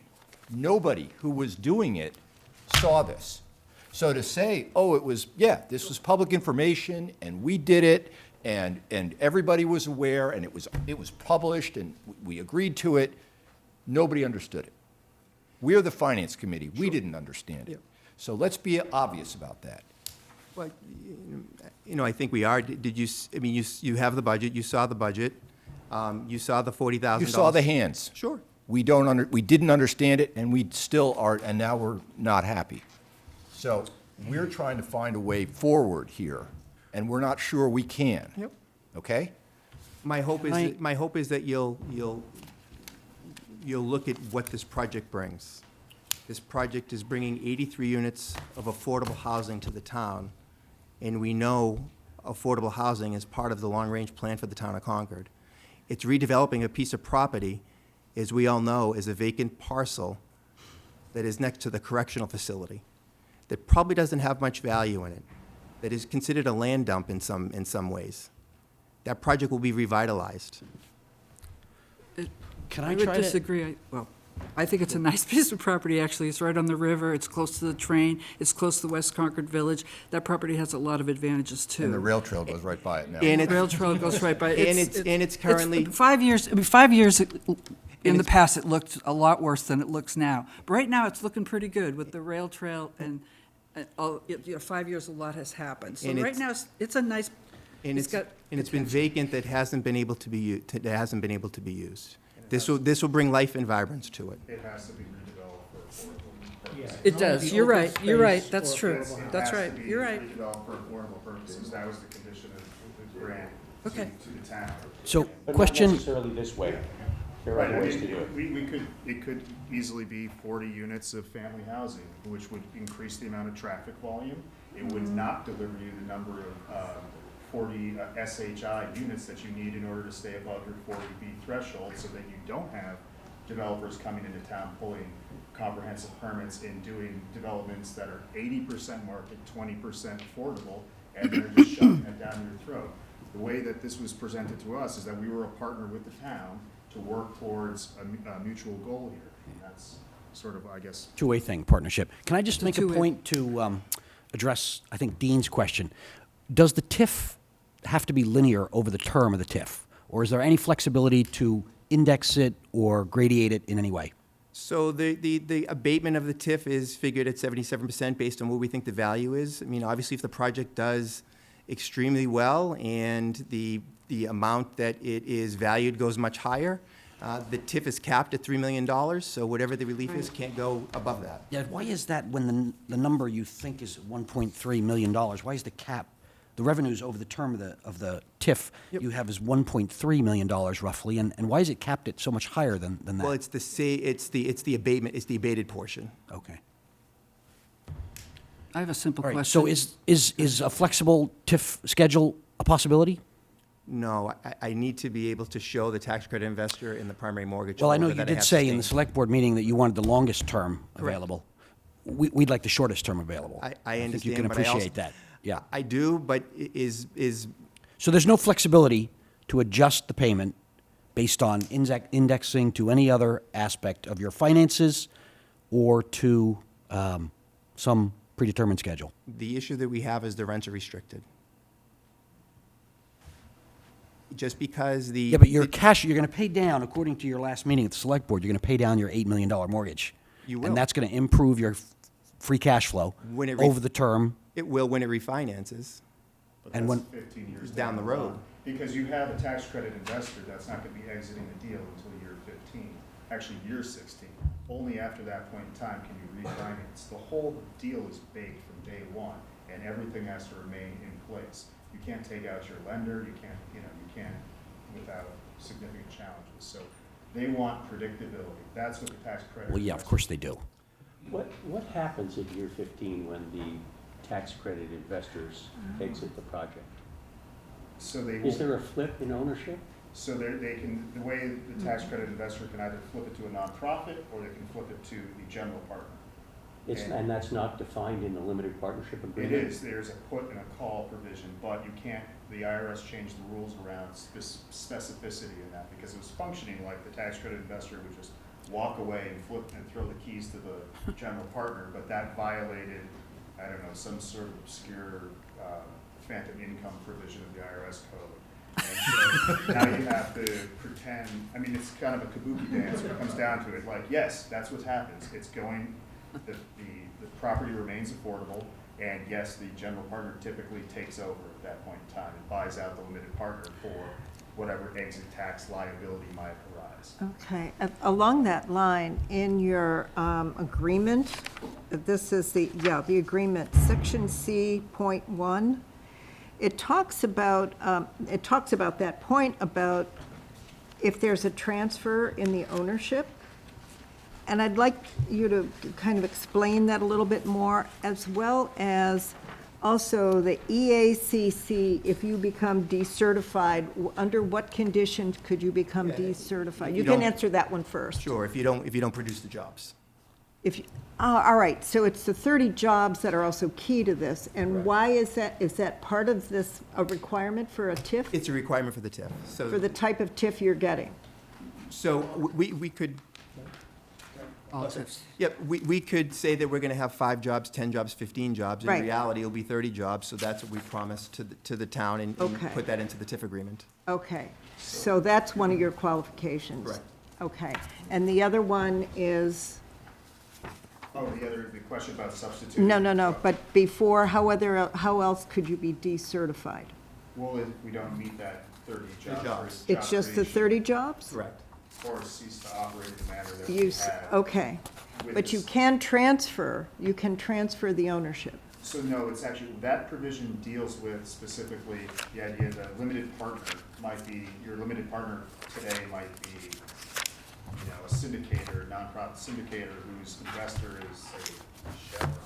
And, then Chevron wants to get out of that particular transaction so that they will sell and put their, interest in that limited partnership to a new entity and sell it down the line. So there's a lot of like horse trading that goes around in this whole universe. So you need the flexibility, because remember, the limited partner is the actual owner of the project, and the TIF is gonna be with that limited partnership entity. So de minimis changes in the ownership and who is the actual beneficial owner of the entity shouldn't impact the viability of the TIF long-term. It does not limit that, and you also have built in here that the terms of agreement cannot change either. So there's Correct. not the opportunity to change the amount of tax that we receive Correct. under this. So this is truly locked in. Now, if It's not the tax that you receive, it's just the abated amount, the abated amount that Correct. we receive, right. Correct. Now, what about, is there, percentage. there's no other way that you can be decertified? And what happens if you are decertified? Then the TIF would go away and you'd be forced to pay whatever the real estate taxes are. Okay. And you would be out of the business, or would you still be in the business, or No, I mean, the you project, would still be managing this? Well, we would hope so. yeah, Unless we replace all of our CNAs with, AI robots, we still have these needs. They might be around by I then, know, in 15 years. But you know what, we can't hire them. You know? Um, Okay, so even if you're decertified, you are still the owner agency or something? What would or you be the called? limited partner would just find a new management agent to run the project. Okay. So as if general partner, we screw up, the limited partner always has the ability to come in and They kick could- us replace out. you. All right. So I have a question about that, since you said the limited partner might find somebody else to manage the project. Yep. The pro forma that I reviewed, which goes back several years, at the outset, was when Sure. I found it in my mailbox, it's quite old. It indicated it would be a cash flow positive to the tune of about $229,000. It's not, a ton of money, but it's money. But in that, there are also 2 management fees baked in. Yep. There's an administrative management fee, and then there's a management fee associated with the service personnel. Correct. Is that management fee charged by the limited partner? Where, like, to Tom's point, where does Yep. that management fee, who gets that? Yep, so Grantham Group is the management agent to the project, and it's a fee that would go to the management agent. So if it's Grantham Group that continues to manage it, it would go to Grantham. So there's fundamentally, another 200,000 on top of the cash flow positive 229 that's going to the Grantham Group through Nope. those 2 line items. Got that right? So there's a management fee, and the management fee goes to Grantham Group or whoever the management agent could be. There are two, I saw it in Oh, I mine. think you're There's conflating two. The rent and the asset- services? 6%.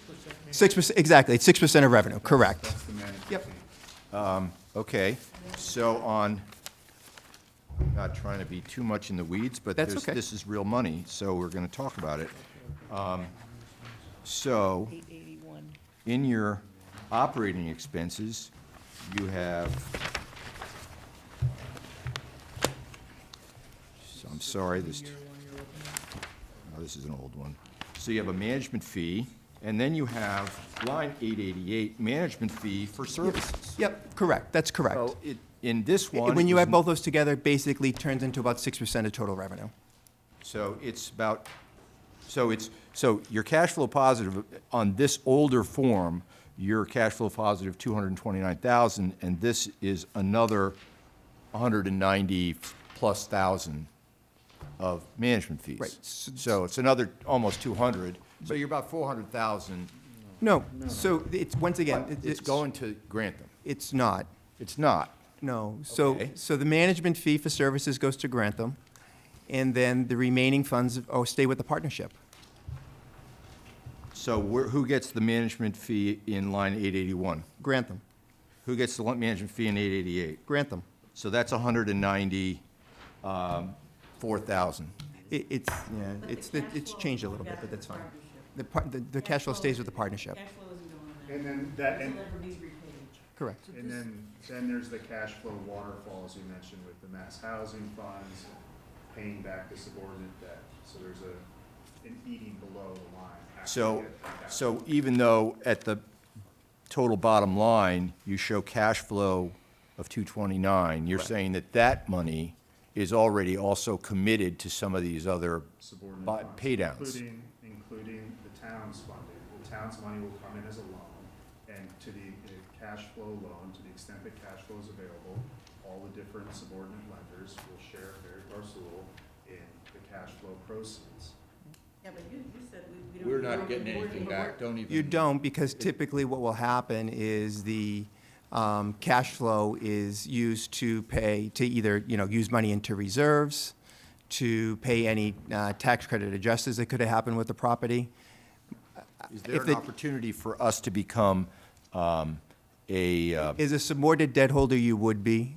If you're looking to be able to get your full payment back, I don't want to mislead the finance committee. No. I want you to be 100% aware Yeah, that you most likely will not receive the funds. okay, so, The money that has been allocated towards the project, the 2 million, will most likely stay with the project, and in turn, what the town will get, its 83 units of affordable housing. what is the Even in position? that cash, in the waterfall, the state does not favor the local communities in that waterfall cash flow often. That was my question. Could Right. we No, get we ourselves really have bumped to up in push the for list? that. In Well, particular, we're potentially offering this tax relief. Could we get ourselves some potential, if this is cash flow positive, that we are seeing our repayment through that mechanism, since, if you understand where I'm going? You'd be playing the role of an equity partner. You'd have to come in as a member of the. No, we are you've said, we are in a loan position. Correct. And we have the potential to receive repayment of that loan. But Correct. you say, oh, well, we'll pay off all these other people first, and you guys are last in line. Well, if we're giving you tax relief, perhaps our position in line could be advanced a little bit. Well, you're coming in with state lenders. That's generally, I mean, we have a position here that we're not only just giving you money, we're potentially offering you tax relief. So we might ask for our loan to be repaid. You're the ones who set it up that way. I don't believe the town also really understood we were loaning you money. I think the town understood we were granting you money. well, there's a tax reason for that. I know, there's a tax reason, but now we've found a little I never, a little I wasn't loophole aware of that where with we the might be able to get CPC. some money back. Communication has been, So, long story short, is if it came in a grant, it becomes a taxable entity that a limited partner, and the limited partner can't accept it, so it has to come in as subordinate debt. The limited partner could accept it, but we'd have to pay federal income tax on it. So the way around this is the state has structures these as loans so that they become, so you avoid the taxable event. So the town could give us $2 million to fund this project, but the net benefit to the project, we lose, say, $440,000 right off the bat in federal taxes to the partnership. So that's why it comes in as a loan. This is not, it's not some sleight of hand. There's practical considerations for doing it that way. You're stretching limited resources and trying to do it in an efficient way. All this is just, it's just standard kind of practice in the affordable housing industry in Massachusetts, and nobody's I trying don't to know. pull the wool over Okay, anyone's eyes. we have spent a lot of time on this. Yeah, sure, go ahead, Parshar. Yep. I'm new when I wasn't here last year. So, from what I understand what you said earlier, is if you don't get the TIF, the project doesn't go forward. Correct. And remind me, what was the $1.3 million basis for the payment? What was Sure. the basis of how to calculate that? Yep, so, once again, as I gave you a letter from the independent auditing firm that we use, and it's the average tax that I pay, the aggregate average tax that we pay in our other communities. Okay, but that's fair and that's fine. I guess what I'm asking is, the way I kind of think about it, when I get my tax bill for the house, it's based on some valuation. Sure. That's 20,000, 24, whatever that is. Help me understand, absent this agreement, what would be the value of the properties there? I understand you're saying nothing would be there, but So if you put up the, aside from the assisted living piece. Yeah, if you go to the back of if you go to flip the page of it here, right now the property has a tax value of $372,400. It's an exempt property, and no taxes are being paid on it. Okay. That's what the parcels, according to the tax card, is currently worth. So the increment, what's the total property value, I guess, at the 1423 rate? Help me understand this. 64, you're saying 64 would go to the town instead of 100 and? Nope, so roughly 65,000, so per year, roughly $65,000 a year goes to the town, and $10,000 a year goes to CHDC. Under this TIF proposal. Correct. Without the proposal, I'm assuming you wipe away the 77. Correct. And it would be 180, 192. Correct. That's what I was. Well, 192 plus 20, which is the, yep. Okay, so, thank you. Yep, you're welcome. Walter, do you have agreements similar to the one you have with Concord, with any of these other places that you manage? We do. Are they like structured similarly? They've given you back tax relief? So I do have pilots, and I have TIFs with other communities. You have TIFs with other communities? Correct. Okay.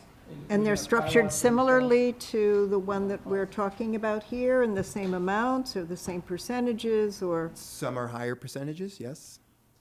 I mean, very similar amounts. I mean, once again, is if you go to the letter that, you have there, Yeah. the aggregate average is $35,000 a year these 6 communities are paying in taxes. Over a wide range of assessed values. Right. So, I mean, So the that's- value of that's- the right. values of the property are over a wide range, so. And Right. to be honest with you, they really shouldn't be in many ways. If this is an income approach, the income of those projects are very similar to what they are in the other communities. The income from this project will be similar to Very what it similar. is in the other Correct. communities.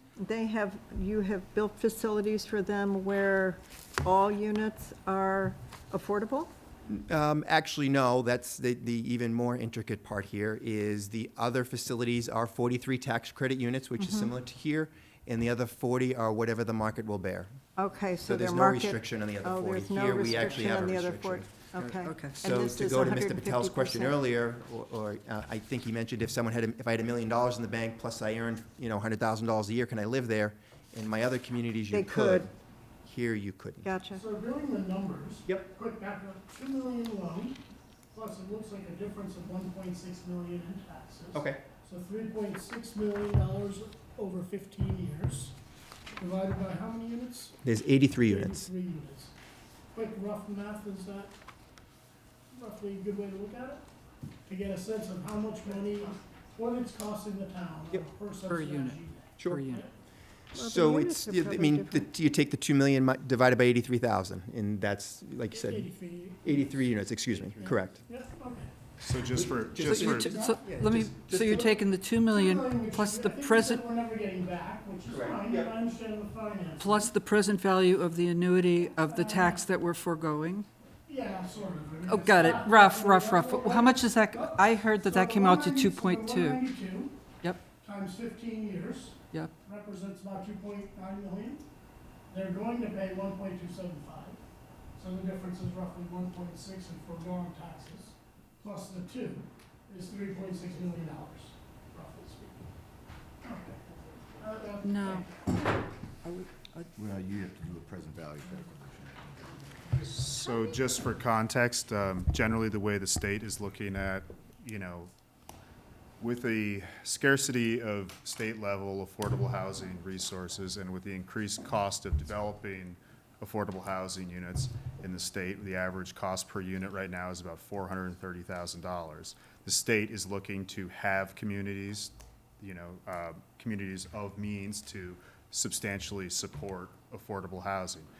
That is either happening, that's happening in the form of CPC funding, and then also incentivizing it through tax agreements. Just for context, we're developing a project, we just broke ground on a project in Situate, Mass. It's a 30-unit senior housing project, it's not an assisted living. The town put in $2.5 million, or $84,000 of subsidy per unit. Here in Concord, the subsidy per unit is $24,000. Okay, I do Well, that's have, at the $2 million level, but if we're including the tax relief, then that's a What little does it bit a cost higher us number. per unit? a couple of other questions, and this goes back to just assisted living per se. Sure. Can you let everybody know, what is generally the average length of time someone spends in assisted living? Sure, the average length of stay is about 2.5 years. The average age of our resident is about 87 years old, and it's 75% female typically and 25% male. And then, when we're talking about the cost, and they have their rental fee, and then they have services, typically, what amount of money do people spend on services, and will it be different because we have some very low-income people, and then also 150% over the mean? It will be dramatically different. On the 43 units that are tax credit, most of those people will be on a mass health subsidy, so the average is about $2,400 to $2,500. And then the average person in the 150% units will pay anywhere between $45,000 and, let's say, $5,000 per month. Now, are those numbers included in your calculations in terms of what you're taxed on, or not? How does the how do the services float into this? Or into your calculations for the building? So the way the assessor in town decided to do this was he wanted to know just strictly the rents, the max rents that were charged in each, that could be charged in each, and then to strip out the services, Okay. and then to just add in the expenses that it would be to run a building. So like your insurance, your maintenance person, and things of that nature. Right. It did not take into account the service income, but nor did it take into account the service expense. Okay, thank you. You're welcome. So you, I have one question about the letter that you got from the auditor. Sure. You've averaged over these 6 properties. My understanding is that your property in Worcester is one of the very first that you built. What are you paying in taxes on that property, which at this point is over 20 years, so whatever agreement may have been in place, but probably, I don't know. What are you paying in taxes on So that? to go through them individually is not appropriate for me to do. This isn't, to get each individual company for me to do that wasn't going to be allowed. For me to do it in aggregate, they felt was best. Okay, I think Dory might have She run that does. down. Hold on. She has 170. So, yeah, so we have a resident who has helped us in some of that research. It's $170,000 you're paying in Worcester. That's So- completely inaccurate, but that's neither here nor there. Okay, all right. And I have a, Because if actually you added the numbers that Dory has in there, it's probably significantly higher than the number that I gave you for my certified, the independent auditors. all right, I'm not going to pursue that any further. It's just You- that your unreasonable grounds, we believe that you're paying a much higher rate of taxation in your on your Worcester property at this point. But you're also at a different place in your mortgage and may have been able to refinance at this point, so it's Okay. obviously a much more mature situation than we're in right here. I don't really know where else we can go with the conversation with you folks. We may want to have a little bit of discussion among the Finance Committee members here, because we are not able to talk about this unless we're in this context. So unless there are any further Do you have questions. comments from the audience? Oh, don't worry, we're Okay. going to discuss amongst ourselves, Okay. and then we'll see if we want to bring some comments from the audience. Are there any further questions that we have for Mr. Ohanian? Okay. Nobody? Okay. All right, so we're going to have a little conversation here among ourselves. I'm going to try to limit that to like 10 or 15 minutes, so we aren't going to spend too much time on that, but I do think we need to discuss how we want to proceed here, what we want to recommend, if we want to recommend anything, what we want to, how we take our advisory role in this matter. Point of order, don't we have another meeting before town meeting where we actually finalize our? Oh, no, we'll This have is it? plenty. We'll have this is plenty. just We a have a straw? hearing, and we Okay. do have another meeting in which we will, Okay, but just wanted to be clear Yeah, on but on the process. I do think that there is, the Yep. way the warrant is written. I got you, go We've ahead. got some real strict problems here. It may put us in a position where this is just locked in. If we read the first clause of the warrant, it says that the town meeting will vote on a TIF substantially in the form that was placed on file with the town clerk prior to the hearing on this article, which has already been held. So I don't know if we can, have, as John was suggesting, maybe a discussion about modifying the TIF. The TIF was filed with the clerk. It is what it is, and the warrant says that's what we will vote on at town meeting. So I don't know if it's binary at this point, or not, So, Okay. does anybody have any thoughts about what, I would What we love to can't do? see. What's that? What's that? Thoughts about what we can't do? What do you mean? Well, I guess what I would love to This thing of see. changing the TIF. I would love to see us talk about changing the TIF. I'd love to see us try to find a way to, have our tax revenue ramp up over the life of the thing. So, or shorten the tax relief. Not gonna happen. The only thing is that they rent up faster. Yeah. So Dean, do we know where the select board is on this issue, right? So I assume they're the This ones is their who- agreement. Who, yeah, it's their No. agreement, right? Is it- Is it- I don't know, I don't know. Well, that's their proposal, I think. I don't know, that's my question. So Well- is this approved by the select? I don't know where we are. Maybe we could just hear from a member as to whether or not they took a vote on this TIF or not. Mike, you have not voted on that? Okay. No, I will say, you'll recall that the select board did not take a position on this, but felt it was important to get it on the warrant so that it was in front of town meeting. And we will be discussing it ourselves like you folks are at a subsequent select board meeting. And then, as we do for most articles, be taking a position. Probably we won't do that until April, but we'll be discussing warrant articles just as you have. Okay, all right. So they have not any motions. So, I would prefer to see a shorter interval. I mean, since it's not, town meeting hasn't approved it. I'd rather see us bring a different suggested TIF to town meeting than the one that's been filed with the clerk. I think we need to get an answer to that, whether that can be done. I think a lot of people, including myself, are sympathetic to helping an entity attain helping the town attain one of its goals. But I think, as you can tell from tonight, a lot of us feel like things have changed and there've been some play on words, and maybe there's a middle ground. You know, one problem Available. we've had with this project, from the very, I remember when it first came in, and it came in as, you know, wrapped in a smoky cloud, and the presentation, we had to, it was like pulling teeth to find out what you were really presenting. We're getting people shaking their head, yes. And once again, it is, and it's getting bad reactions from people. So you really have to think about how you present it truthfully and correctly, but, you know, people, I think people see, you know, well, that you're coming back to the well, but, which you weren't supposed to do, but, you know, that's the way it looks.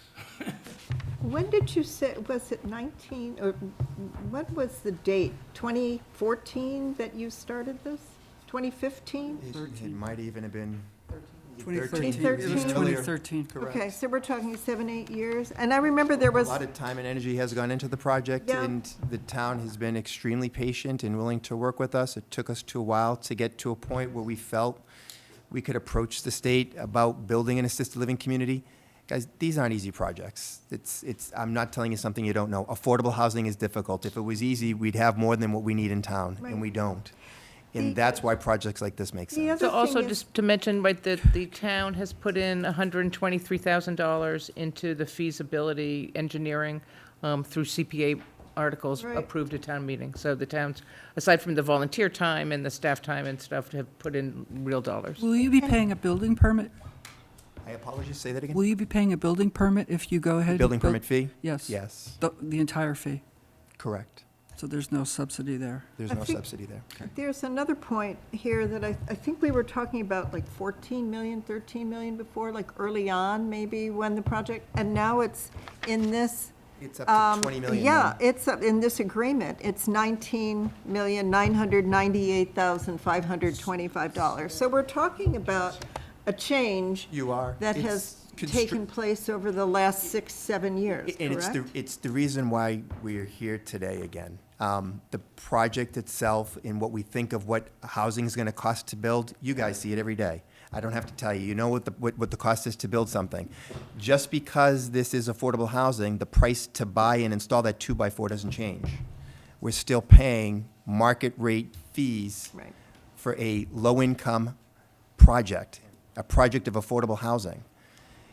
Never mind just building it, you can now imagine operating it. Think of what the cost of labor is, the cost of insurance was. We all know that. I don't have to sit on the soapbox here. We realize the expenses that go into projects like this. So when you have that happen, you have to have fees that you can predict as much as you can. One of them is the mortgage, and the other one is real estate tax. Because when my other fees go up, I have to have a mechanism to be able to pay them. And when we're rent restricted, I can't pay them.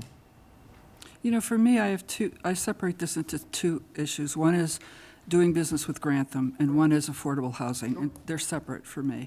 In doing business with Grantham, I really do feel like we had bad communication as far as what you were asking for the town. And I think trust in government is something that's important to me. So that troubles me. As far If I could just respond to that for a second. So I do just want to let you know, is Grantham would not be getting projects approved if it didn't have the faith of the state. This would be the 8th project that I get approved in the course of the 20 years we've been doing this. I appreciate Six that. of which have been assisted living communities, And one of that's which one is of a the senior reasons- housing community. The state would not be trusting Grantham to deliver excellent service to its residents, making sure that they had safe, great homes to live in that were affordable. Because if you look for your mother and your father and they don't have the funds to be able to pay for assisted living, most people will say, there's no subsidy available to you. When you come to a Christian Rights community, there is. And that's what gives people the comfort level knowing that they can. And that was one of the reasons why we went with Grantham, and that was and the other reason was that we thought there would be a light touch on our services because there wouldn't be kids. Correct. Which is one of the reasons we didn't do family housing, which is Correct. what I personally wanted. So there's the thing with Grantham, and then the other part is affordable housing. So the town owns this, what I think is a good piece of land, that we could, in fact, go out to bid for other types of affordable housing. And I understand your point of view as far as, yes, seniors need affordable housing, but families need affordable housing. Workforce housing is something that we value. I think that's a valuable piece of land that we could get maybe some more economic vitality if we had a different type of affordable units there. So for me, it helps me to separate the issues when I'm thinking about how does the town want to spend its money on affordable housing? And that's all I have. I just wanted to comment on two things. One being construction cost escalation. Over the 7 years since we started this, construction costs have escalated about 8% per annum. We're still delivering. This project would still be some of the most cost-effective affordable housing units in the state. The state's affordable housing per unit cost of affordable housing units is about $500,000 right now. That's the average is coming in at about $480,000. We're building a project in Situate right now, and we're delivering those units at $380,000 a unit, which is the cheapest in the state. Just to the other point about the property itself, one unique aspect we discovered throughout the permitting process, when you're permitting this through a friendly 40B, was how much of the site is restricted due to the extended wetlands buffer zone. Where the project is situated and the footprint of the project, that's about the maximum amount of development you can do on the site. We have a 54,000 square foot building. It's 3 floors. Its actual footprint is quite constrained, and the ability. So, truly, in terms of bang for your buck, this is probably the best you're going to get in terms of utilizing that space because of the wetlands buffer zone setbacks, and that's something I think that is worth mentioning. Okay.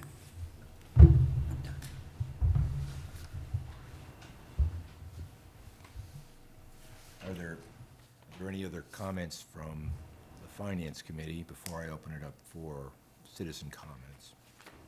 We're gonna deliberate on this further before we make a decision about our recommendation. We are gonna do At that. some point in the future, we're gonna do Yeah, that. I guess the only thing I'd like to talk about now is, do we want to make any recommendation to the Select Board as a committee regarding our posture, and could they do something about the nature of the TIF? Do we have any, desire to discuss that, discuss our capacity as a committee to signal to the Select Board that we would prefer to see an alternative scenario with this TIF? Or, we can pass on that. We don't have to have that any recommendation. But, so Dean, what would the basis for that be? So I'm not sure I have a basis to sort of go against it with. That's what I'm sort of struggling with, right? So the town wants the affordable housing. The town's already got an agreement with these folks, right? So we're several years down the path. Right. The 40B nature of it would be good for the town. We like that idea of being able to control what developers can do in the town, so we like that. So it seems like it has advantages. I don't know how to, on what basis do we say this is too much of an abatement or too little? I'm not arguing with you, except I'm just trying to figure out, how do I figure that out? I mean, I don't know that Yeah. there's a rational basis, Okay. Chris. Well, that's what I want to I get to, think because it's it more- feels a little bit I think emotional it- to me to about, me- to me, gee, it we feels didn't know more- this before. Yeah, to me, Okay. it feels more like, we're coming back to the well here, Yes. and how much are we gonna let you Okay. dip it, and these numbers are just like, why 77?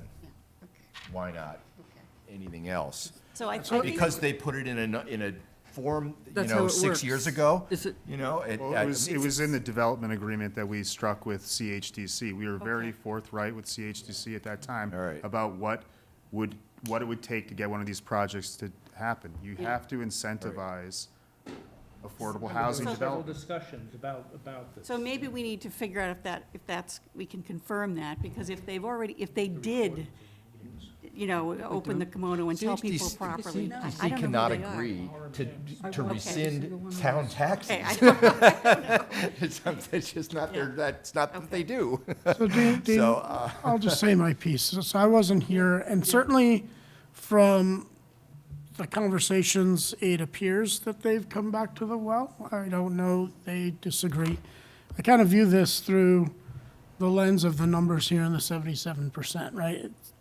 It looks like prior to request, not prior, absent the TIF, the town in essence would get revenue of about $10,600 per unit constructed. Because the 2 million gets sort of, well, again, rough math, right? 2.9 million in tax revenue coming in over 15 years minus the $2 million loan, leaves 800,000. And we're now in a position of saying instead of 10,600 per unit coming in, we're actually going to spend about $44,000 per unit for affordable housing. So a shift of about $50,000 per unit is kind of at a high level the way I'm looking at it. And I think, Christine, to answer your question, is that kind of worth it or not? I don't know the answer, yeah. right? Yeah. And maybe there's some other reference point Yeah. I have that a we quick can go question to. for That's it. Carrie. Carrie, the pro forma you just emailed around, was that the original pro forma? Yes. Okay, and that had the 40,000 a year in taxes when I went Yes, through yes, this? it did. Okay, all right. So if I could make a point to Mr. Patel there. So our project in Situate that we just broke ground on last week, the town provided 2.5 million in CPC funds for 30 units. That's $84,000 per unit that the town is incentivizing. So as you say, if your numbers are Are correct. they getting tax revenue back? You'll ask for tip as well. So- No, it's. So what's the net, basically? Because So they're mine was a getting- net, So 10.6. they're, on that project, we're paying $22,000 a year in taxes, indexed, fixed. So fixed at 2.5% escalator over that term. So, but I'm just, putting it out there that, that's $84,000 per unit. That's a pretty substantial subsidy. And the state is beginning to look to affluent communities to provide that level of subsidies. They won't, there's a project down in another community up on the North Shore right now where it's 47 units and the town is putting in about $4 million. So just to kind of contextualize what's going on elsewhere in the state and the way the state, the DHCD is specifically looking at communities of means to provide the financial incentives that they have in order to make these projects happen. So Good to know. I just want to keep that. It's a high-impact project with low density. It has a value. It's housing for people that aren't going to have an opportunity to have it otherwise. And the town is going to be getting something it's not getting tonight. So we've gone past the 15 minutes that I had tried to tie this off at. And I do have one other question, and that is, this is your third run at the tax credit Correct. application. So on the first run, Yep. why didn't you try to nail this down right away? With the tax credits, is for every dollar of tax credit that's out there, there's $10 chasing it? No, that's not what I mean. When you applied, why didn't you come back to the town and say, I have to button this down, I need a TIF? But we're 3 years in, We and are. you're just coming to us. Correct, because I didn't realize at the time that the taxes would ever be what they are. Once again, I have a reference from our other communities as to where taxes lie. I figured I was somewhere in the ballpark of where I needed to be. So on my last phone call with DHCD after the last round, they wanted me to button up all my expenses. One of them was ensuring that the real estate taxes were where they needed to be, which prompted me to meet with the assessor. So you estimated $40,000 when in fact it came out to be closer to 200,000? Correct. Well, once again, is I'm using the reference from other projects that are 80, all my projects are between 80 and 83 units. Half of them, 43 units, are all going to be 60% or below the area median income. The other 40 units in my other projects they don't have any restrictions on them whatsoever. I can charge whatever the market will bear. Here, there's even a further restriction. In my wildest dreams, I never ever conceive of a valuation where this is tonight, which is why you see an abatement that's so high. Once again, you have a letter from an independent auditor showing you where the taxes are. I see that letter. Do you have any issues with the assessed value? Well, I think it comes down to a question of the assessment, you know, you can't fight City Hall, that's the old expression in terms of, you know, the project is being benchmarked against, you know, it's not a Class A project, right? This isn't like, these are studio and small studio and one-bedroom apartments. However, the rents that are being applied to create that valuation are, you know, they're being benchmarked against like the Avalons of the world. Now, if you have $4,000 a month to spend in rent, are you going to take a studio apartment with a view of MSCI Concord? Probably not. But that's unfortunately where we are with the valuation, all right? I mean, that's what the assessor has arrived at. I guess there's no mechanism for recognizing the difference between classes of property or, and that's, I have a question. If the town meeting flat out rejects this TIF, what happens next? Under its current valuation, we would wish you well, and thank you for the opportunity you spent with us. So that's it? Shake hands, bye, see you later? There's nothing else that I could do to make I could never make a project work at $200,000 a year tax. As much time and effort and energy we've spent on it, I would say thank you. I'll continue to be a member of the town, which I am tonight, but there's no way the project could financially feasible stay on its feet. I won't get it. At the end of the day, I won't get a mortgage for it, and the tax credit investor is going to say no. So even if I wanted to go forward, I'm not going to get anyone else to invest in the project. It's done. Mm-hmm. Okay. As sad as it is, that's the case. I'd like to open it up for comments from the public, if there are any.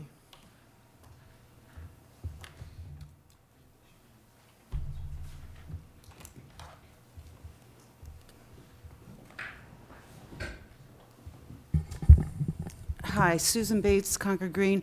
I'm a member of the Select Board, but I'm speaking on my own behalf. And I had two questions. If the TIF is locked in because of when it was presented to the town clerk, why didn't we have a chance to look at it before that point? Because if it's locked in, it's locked in. But we didn't see it until after it was filed. So that's one question. And the other is, the other projects have TIFs associated with them. And I'm wondering at what phase in the project the community was asked for the TIF. Was it similar? I'm not asking for I you. apologize. Because I'm wondering if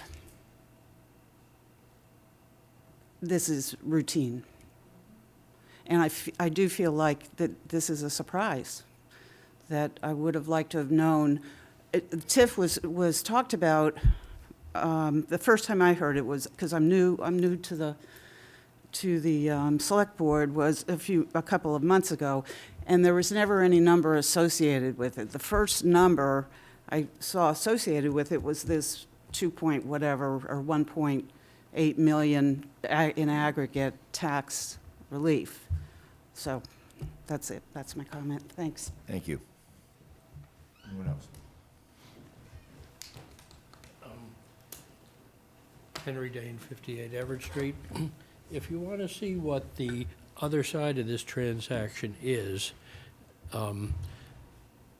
since they've had investors in these projects, they must have had private offering memoranda that sold the financial benefits to the investors in the most favorable light. And if they had a project like this in which they had investors, that might be a helpful document to ask them to produce. The other point I'd like to make is that with regard to assisted living, I assume assisted living means elderly, or does it just mean people who are of low income? the reason I ask that, I assume that the reason that this is attractive in many ways is that it provides 40B credits without increasing the load on the school budget. If assisted living merely means low income, if we have children who are in the school system as a result of 83 units, it has been discussed that the town is paying nothing additional other than the subsidies to the project, but school children cost us about $18,000 apiece. And so if we had 83 units, had 100 school children, that's $2 million a year. If it is merely the elderly, I think having 83 elderly people in this project in West Concord would certainly accelerate the need for a new fire station in West Concord, which I think is already maybe in the works, but certainly the elderly assisted living projects have a very substantial need for EMT and paramedic services. And so that even if those services are paid for by insurance or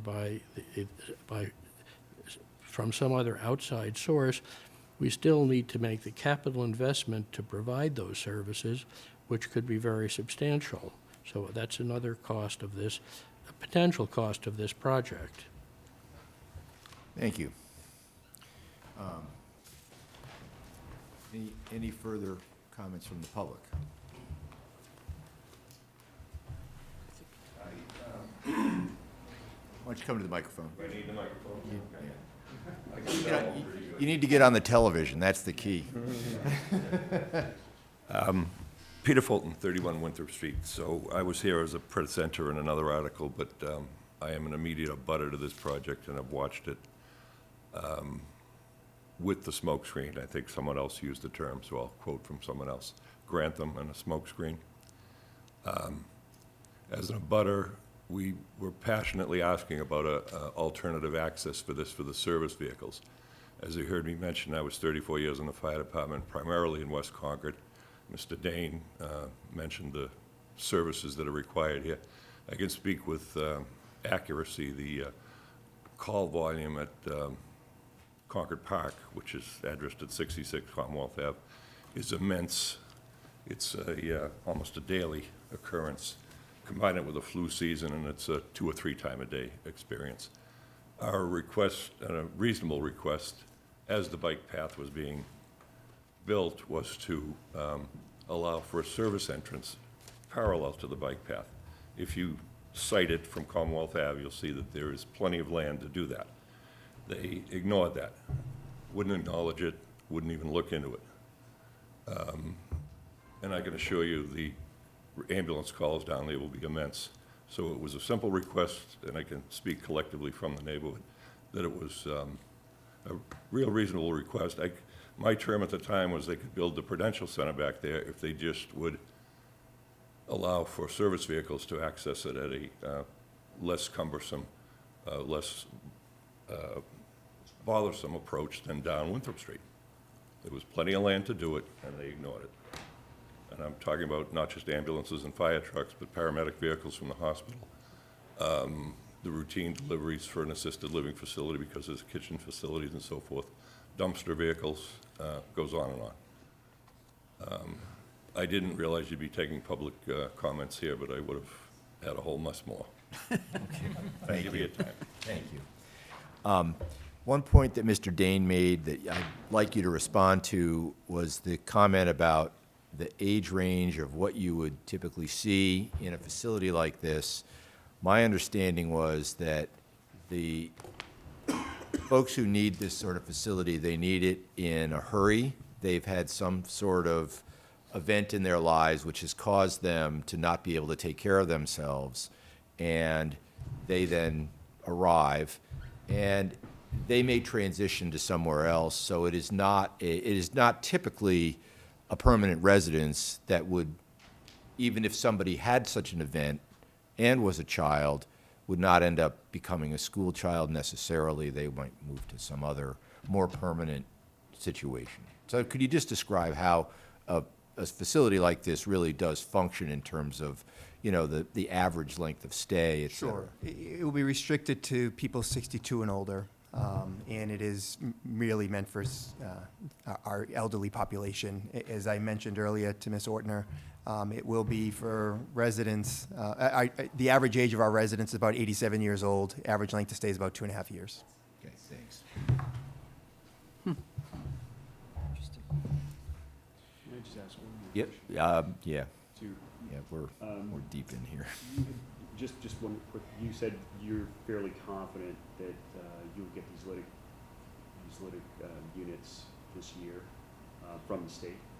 Correct. Yeah, What, just help me understand, what gives you that confidence relative to? Yep, so after every tax credit period, after every time you get rejected with the tax credits, you have a conference call with the state.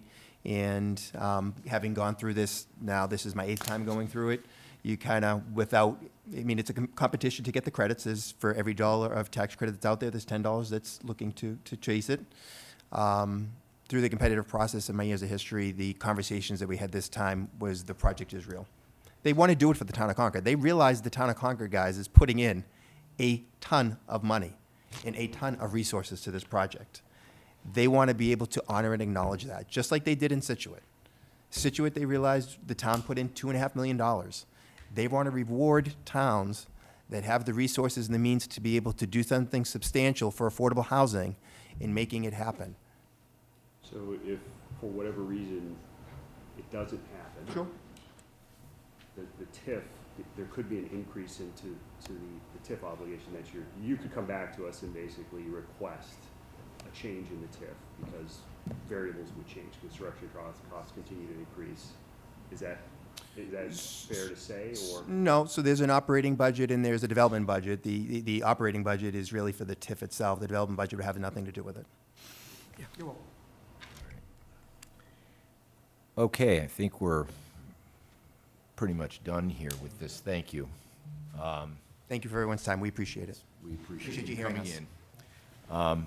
I don't see a big groundswell of any kind of motion on our part to recommend anything to the select board or to try to, move this around a little. We'll just let this sit for now, I suppose. Is that the way we want to take it?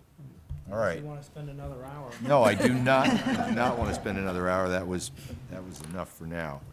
So we have 2 more articles. I believe we talked about the middle school stabilization fund at our last meeting. I could be wrong. You mentioned it, yes. We did. We did talk about that. So And I there's think nothing more to There's say. nothing more to say about 29.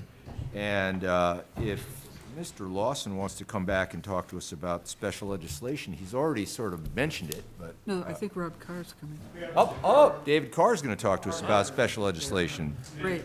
All right, thank you. Sorry. No, please. No, my fault. I'm sorry, sorry, David. All right. Okay, so I'm David Carr, 82 Losbrook Road. I'm Chair of the Tax Fairness Committee. And, well, I'll try to be as brief as I possibly can. Thank you here, very since much we're- thank you very much. So we have had a, so the means-tested senior tax exemption is a vehicle that allows residents who are over 65 and have been residents of the town for 10 years and some other conditions. There's an income limit, there's an asset limit. But if you meet all these conditions, you can get your property tax reduced to, in some cases, as little as 10% of your income. That's the goal.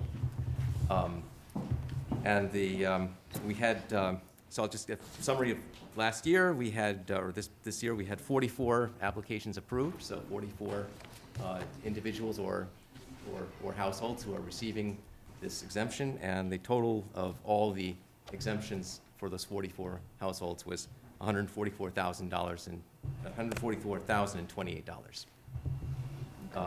Just down a little bit from last year. So we the numbers were a little higher last year, but we're still providing a good amount of relief to a number of people who need it very much. So the reason we're here is because the way the legislation was written, it sunsets after 3 years. And it takes over a year to go through the entire process of getting the thing through. Needs to go to 2 town meetings, goes to the legislature in between. So it's a very lengthy process to get. So we basically have to.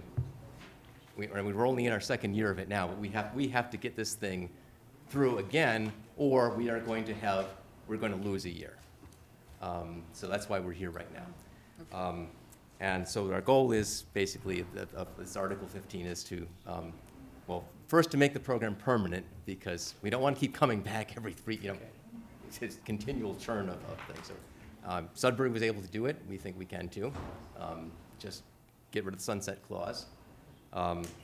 And we also, while we're at it, the town assessor had some comments about the administrative burden of this thing. It doesn't. This is not a problem for Sudbury, but ours doesn't play nicely with the circuit breaker form, because our medium house value last year was $881,550. That's higher than what the circuit breaker allows. So we have people who are in the gap between where they can get the circuit breaker because their house is valued too high for the circuit breaker, but they still need our thing. So for every one of those people, the assessors are looking at filling out this very detailed worksheet that's asking all kinds of things like, add back any abandoned building renovation reduction claim on Schedule C or E. They don't want to deal with this. So, and the whole purpose of this worksheet, as far as we can determine, is just to try to claw back every piece of income that got exempted out of the various ways to get down to the Schedule 1 on your mass form. Well, the assessors already have, they already do that thing for other exemptions. They look at your Form 1040, they take a few lines from the front of the form, and they know how much income you had. And that's what we're proposing to do. So it'll be the same amount of money, just in a lot simpler calculation to get to it. And it'll still be compared against the 58K for an individual 88 married. Although next year it's going to be 60K, 90K, because that's what the new form has. And that's basically where we are. We want to streamline it, but keep it and streamline it, basically. Sounds like a fine idea. But that's not part of the article, that's not. Sorry? That's something you're doing, that's not part of the article. Sunset clause. Oh, no, the article does that, but yeah, you were looking at the warrant article? Yeah. Yeah, so I would like, to be honest, I would like to know how that form got in there, because that wasn't one I submitted. But You might have to amend it, right? At town meeting. So, Sure you can. Well, unfortunately, we have heard back from the moderator today that because we're not changing the scope of the program. We're not knocking people out. We're not taking people. That it would be acceptable under the 4 corners of what's written there. Although I would have liked it to have been more detailed. So is there additional language beyond the fact that you're taking out this Section 8, which is the sunset provision, which allows you to true up with the circuit breaker that is not stated in the warrant? Is that what we're saying? When we have the handout at town meeting, it'll have the full text of exactly what's going to go to the legislature. Okay. And yes, there is some language. The previous one had language about basically it said you had to use the circuit breaker amount, and if you couldn't, and if they didn't file the circuit breaker, you had to fill it. Well, it didn't say that in literal words, but the implied language was you had to go by the circuit breaker calculations, and we're replacing that with gross income. So will we see that language, at least In a hearing or something? in a hearing or sometime soon. Yeah, it was, well, it was presented, I think the slide, we had to make, I think we're going to make a correction to the slide for the thing, because the slide said adjusted gross income, that's not right. It's gross income. Gross income is the figure. But yes. It'll be sent to the finance committee. If you, actually, I think it would probably be appropriate for me to send the full text. It would, We would love to see it. should I send it to Dean? Should I just send it to Yeah, send it to Chair Carrie, and- she'll distribute it, it's fine. Or I can send it to. Yeah. Great. So, I just have a question on the practical matter. You said you're down at X number of recipients this year from the previous year. Do you have a policy of, if somebody has received it, of sending them like a nudge, saying, would you like to reapply? Yeah, well, I mean, that's the, we do, the assessor's office is the ones who are in charge of that. They have been, I believe, have been very diligent about this. I mean, they haven't gone knocking on people's doors to say, why aren't you in the program this year? But Okay. All right. So they send them a reminder of some sort saying you were in it last year. If you'd like to reapply, go to this website, yes, I get the believe form. I believe that's Okay. the form. Does it only look at income, or does it include assets as well? They do look at assets. They do, Yes, so- there is an asset limit, and if I can recall the amount. So your house has to be Something like- valued, I think, at less than median household Well, valuation. there's the home value, which is where, There's also there's the financial value of the There's house also- itself, but there's also, they also count, bank accounts, investments and so forth. I think that goes to $250,000 right now, although that's something that's at the discretion of the Board of Assessors. They could change that amount. $250,000, did you say? That's the number that's in my head. But I could be wrong about that, but something on that order of magnitude. Okay. All right. Question. So did you, when you were putting this together initially, did you have an estimate of how much we would be spending on this, or how much tax we'd forgive? Yeah, I think if I don't know if we had a really good number at any point, but based on the number of people in town who do actually receive the circuit breaker, and the fact that we would cover people who didn't receive that, we really expected the program to be larger. That's what I would have thought. That's what I was really trying to get at. So, I mean, it could have been 3 times as large. yeah. So we have no cap on how much, Oh, we do. We certainly have a cap on it. Yes. yeah, what is our cap? Yeah, the program, right now, the program's capped at 0.5% of the total tax revenue. Okay, that's a big cap. Okay, okay.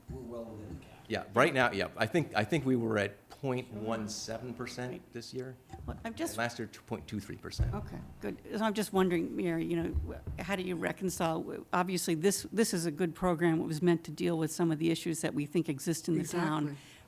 But we must continue to believe that there are people who also have tax problems, who somehow either aren't applying for this or maybe don't fit. I don't know. Because we keep talking about it in the SGR.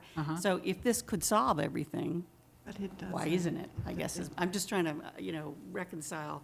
Is it because people don't qualify for it, or? Either people don't know about it, or, It is for elderly. Well, and it's Observe this, it's elderly. this committee, It's- and it seems to me one of the things you've discussed is a lot of these people really would benefit from an advocate to help them walk through this stuff. They tend to This be- is the Council on Aging.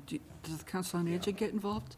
They've certainly, I think we've made a number of, either we or the assessors have made a number of presentations to them. I mean, they've been involved. But maybe an advocate at the Council on Son or a Aging. daughter is what I meant, for the Oh, individual. that's what you meant. That's I what they see. need. Okay. Do you have a number on how many have applied but been denied? Is that? Oh, okay, I could get that from the assessor. I'm trying to remember what the number was.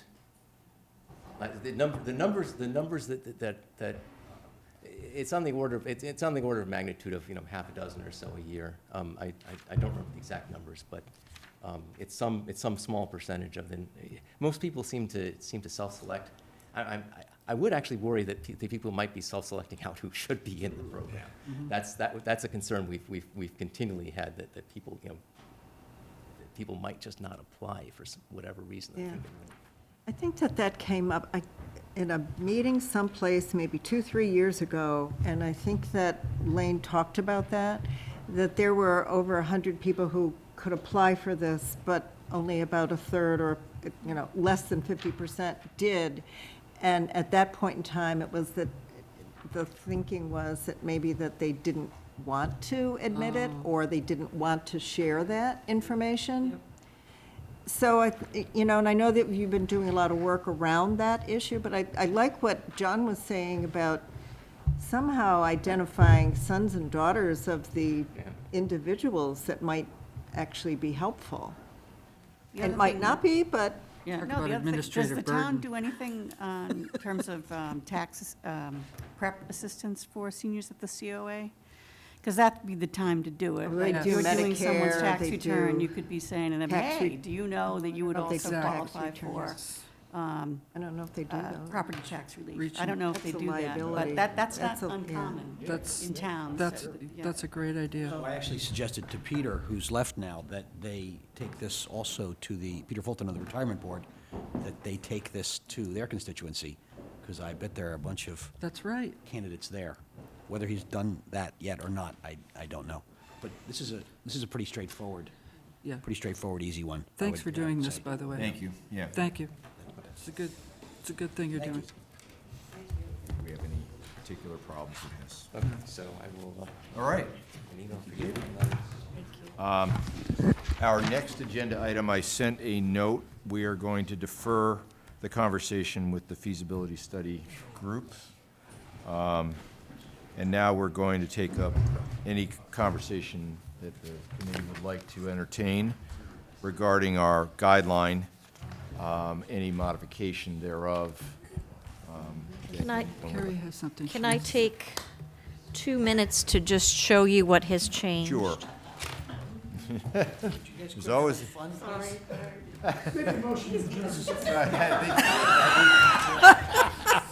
I think the chair has the right to declare the motion out of What are you order. doing having fun? Come on, go ahead, All right, Carrie's up. all right, Carrie. All right, so you We have, didn't have a meeting for 2 weeks, remember? So this is the marathon. This is Yeah. the makeup. Sadly, this is the makeup. This is the meeting. makeup. Even the All right. select board's bailing. Yeah.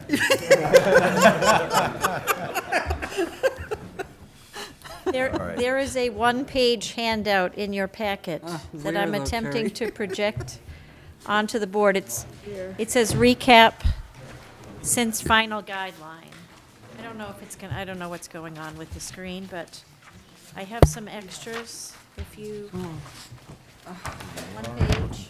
What do you want us to know? What do you want us to know, Carrie? So what I want you to know is that since you voted your final guideline in December, the total spending is proposed to increase by $195,279. One of the main reasons is we are required to Where are put. we- Where are we? Slow down.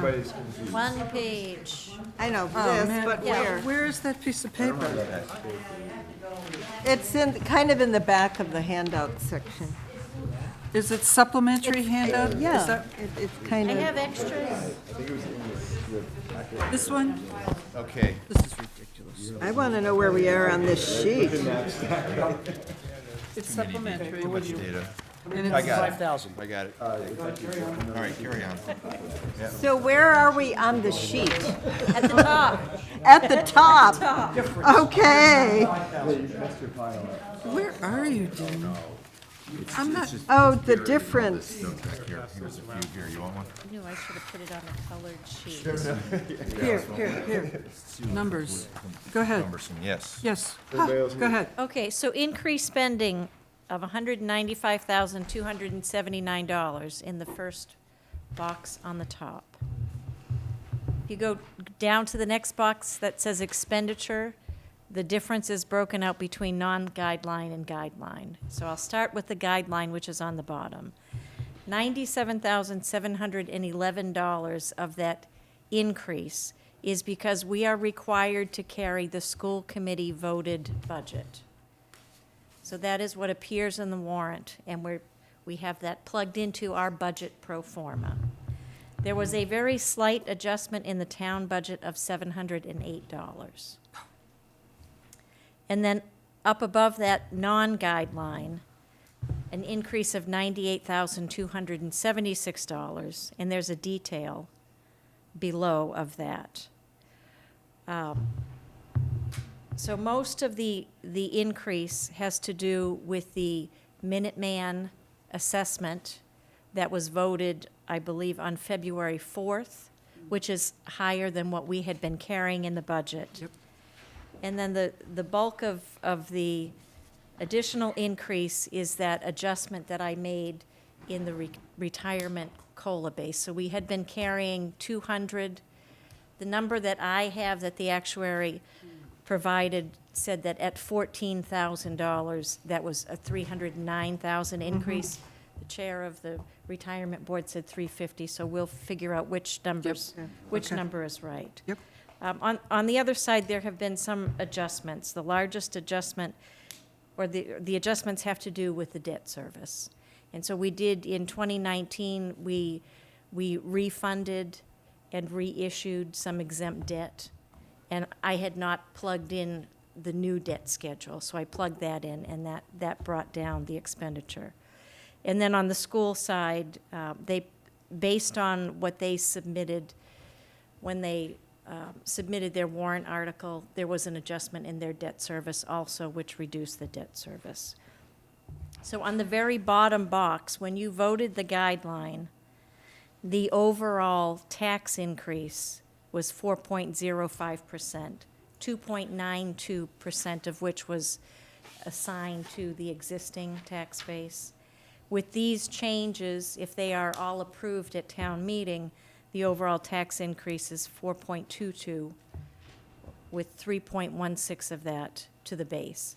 Now, what is not included in here is any adjustment in state aid. So I presented or reported to you a couple of meetings ago that under the governor's proposal, we would be receiving more than what we are currently carrying. I haven't plugged that in yet because that has a long way to go through the process, but with a 99% level of assurance, I can tell you the state aid number is going to be higher than what we're carrying. So what will happen if all of this is approved at town meeting, when we go to set the tax rate, we'll plug in the actual state and we'll offset the property tax. So the property tax will be lower. Carrie, help me understand something. In my mind, I always thought that our property tax increase this year was going to be a little under 3%.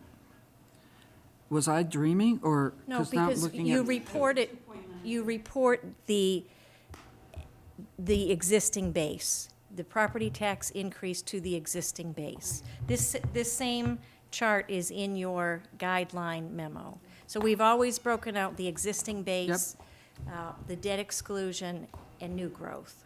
Now, I'm looking at the very bottom where it says the current estimated property tax impact is 4.22%. Right, and what I'm saying is when you do the guideline, you're always working, what is the impact to the base, to the taxpayer that is here? We're not taking into account the new growth.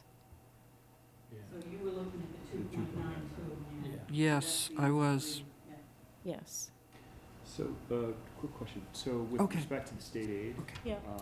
that's going to impact the 4.22 to the To the positive. to the positive. Yes. But do you, and you're still making the calculation, but do you have a sense of what the basis point range would be in terms of savings? I think it probably would bring that just under 4%. Really? So the state, I think, in the last couple of days revealed that February revenues were 8% higher than last year. Is that any kind of guideline? Does that give you any sense as to what order of magnitude might be expected? Or is that random? I think it's certainly good news, but I don't know that it translates one for one into what gets approved. The state has a joint, joint legislative, they have a joint revenue committee, and in December, they decide what the estimates are for the coming fiscal year. So as the budget moves through the process and special interests become involved and they'd like to fund different things, I think that comes into play. But the bulk of their revenue estimate is determined in December. I see.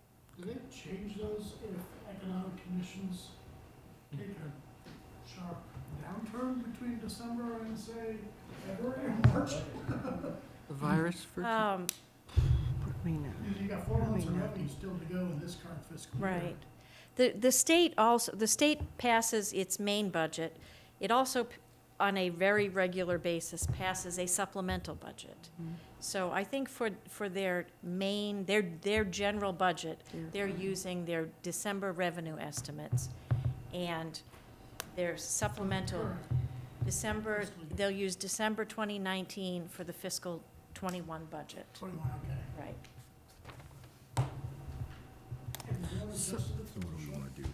Well, the state has the third healthiest stabilization fund in the United States, so I think, all these other things we can't do, Yeah. right? I think they would pull from Yeah. that. Keep state aid. So in terms of the guideline, Thank you. the main piece of this that is of interest, I think, to us is the CPS budget being 97,000 and change, outside of our guideline. Do we want to talk about that? The hour is late. Do we want to stand pat for now with where we are on our, do we want to make an effort to come to the middle, so to speak, with the schools? I'm just going to throw it out there. We don't have to spend a lot of time on it tonight. Okay, very quickly, one quick question. Yeah. Carrie, there was a transfer from the town to CPS of $140,000 of school tuition, summer school tuition revenues. Preschool. Right, yes. So that would be included in there, in this budget? It is, so that was a revolving fund that was established at the 2019 town meeting. And so that removed that that was a general fund revenue source. It was removed, and that money now goes into a revolving fund that does not go through the town meeting approval process. So it's So it not- goes to CPS? Yes. Yeah. I didn't follow that. So what is? Okay, they got an extra $140,000 from an unexpected source, which exceeds the amount. Anyway, so, In FY '21, in the budget In we're doing now, they got beginning in- $140,000 more than they had last year. No, beginning in FY '20. Oh, okay, so. So it's already in there, so it's not, But you have to remember next year that they are getting that sort of stuff, so. well, we should have thought about it last year, right? You But the- did. You Did we? definitely talked Yeah, we about talked it. about you. it, yes. You thought about Okay. it. that's how I remembered it, is that we talked about it, but Did it we? could have been anything. You So also. I'm happy, my position, Dean, would be to just stand pat. Yeah. Me too. They have a lot of flexibility, Yep, both in timing and in Okay. transfers. we're gonna stand pat. Okay. Any Easy. other alternative view of that? Okay. And we're just going to stay where we are with our guideline, and thank you for your report, Carrie. Unfortunately, there's a $98,000 non-guideline set of puts and takes there. I know. It really mostly has to do with the retirement change. Well, and Minuteman.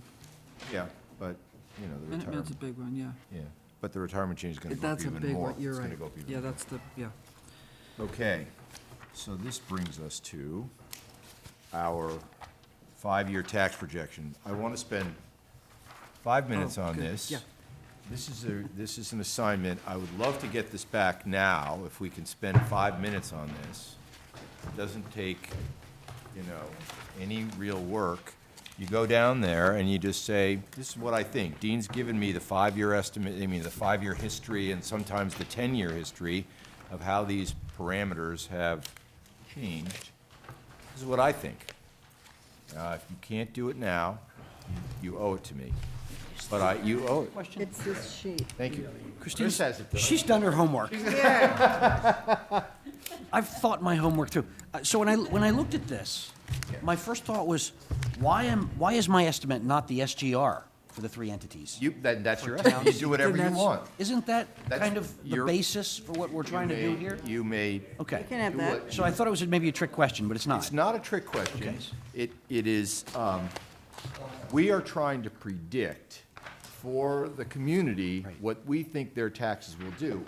We may have a desire that their taxes do something else. Yeah. But we're trying to predict what they're going to do. Okay, so I did do my homework. Yeah. We were supposed to have done this. Do you want it Well, I sent it now? out, but. Do you want it now, or Yeah, when? if you could hand it in, it would be great. If you can't, please email it to me. You have it available? Okay. Who's ready? Okay, exactly. The way I'm going to treat this, Here, homework. in the best statistical manner I can, is I'm going to throw out the high and the low of each vector. There you go. I'm going to then take the mean of each vector, and that will become the Finance Committee estimate, the Finance Committee bottom of the range, and the Finance Committee top of the range. Now, in the past, the way we have produced those charts in the Finance Committee report, we have literally taken every one of these parameters and said, what is the best case scenario, meaning the least taxes we might actually draw from the citizens, and what is the worst case scenario, meaning we're spending like drunken sailors. Everything is topped out. And that created the range. We're going to use a more statistical model this year, and we're going to take the ends off the tail of the normal curve. We're going to take 5% off we're going to take 95%. So that we're going to just sort of bring that in a little bit, I think, and hopefully that will work. Mary has reviewed my work, which is pretty. Scary. Can I just ask a silly question? And we're also going to try and model, we're asking for we're going to try and model what CMS debt service stream might mean for future taxes and try to put a chart or two in the report that will hopefully give people a clue. It doesn't, the model that Dean's developed does a much better job of projecting a range of possibilities with a lot more statistical Based more on confidence. And Well, probabilities and. It's more it's- based on probabilities than It's not just Yeah, pick a high number, pick a low number. It's yes, but then do, what's 10,000? 10,000. Iterations. Yeah, So it's very, it takes that high and low band that we've traditionally used, and it picks a random number between them and runs that 10,000 times, and then you'll get a normal curve of what the property tax thresholds would be. And then we'll have, on that normal curve, there'll be a center point, a center line, and then, or a median, and there will be some tails, and we're just gonna try to top off the tails of that regular normal distribution. While you're waiting for some of the other homework, can I ask you a question on Article 8? I And, got a question on the homework. Sure, we can have a question on oh, the the homework. homework, absolutely. To be honest, as a first-year FinCom member, I feel like I don't have any data behind what I would answer to this, and it would just be almost a blatant guess on my part. That's okay. That's all okay. right. Best I give you the best data I have. So There you okay, go. what this, it's the wisdom of crowds. What's that? It's the wisdom of crowds. yeah, Okay. Seriously. So look at the longer-term averages and make a guess up or down for the next year on whether you think it's getting better or getting worse. Okay. I mean, that's all I, I feel like I don't have any history of what they did or stuff like that. If it's you're not just a going question based of on- what anybody did. This is sort of showing you what these budget line items have averaged every year for the last 5 or sometimes 10 years. So I'm giving you some clues about how this is run in terms of its basic growth rate. We don't have any special knowledge of how it's necessarily going to grow or even deflate in future years. We're just trying to, it's just like your stockbroker has to say, past performance is no indication of future results. We do the best we can to sort of guess it out and figure it out. The three big ones are, what do we think the town, the CPS, and the regional budget will grow at? And, we have advisory capacity, but we don't vote what the town is gonna vote. So what do we think might happen? And what's the band in which that might happen? That's all. It's really, and to have us have a big conversation about it, to try to come to a consensus about that, it's a lot easier to just write your guess down and then I'll just summarize it. We'd be here past 10 o'clock if we did that. We've done it before. Still, like, But I don't still, think yeah. Step Broker has some. An SGR recommendation, or what's the purpose? No, I'm kind of no, with Greg here. no, we are trying, No, it's- we're charged with producing for the community our best estimate of how taxes will grow. And that means, you know, what? So we're just, the best that we've come up with over the many years that we've, as a finance committee, have been doing this, is to constantly refine some sort of pro forma budget along with 5 years of pro forma guesses of what that budget will look like going forward. So we take some granularity in the pro forma, we guess at the line items and how those will advance over the course of 5 years, and then that kind of sums down, you know, it sort of like all boils down to what does that mean for taxes? So it's really pretty straightforward.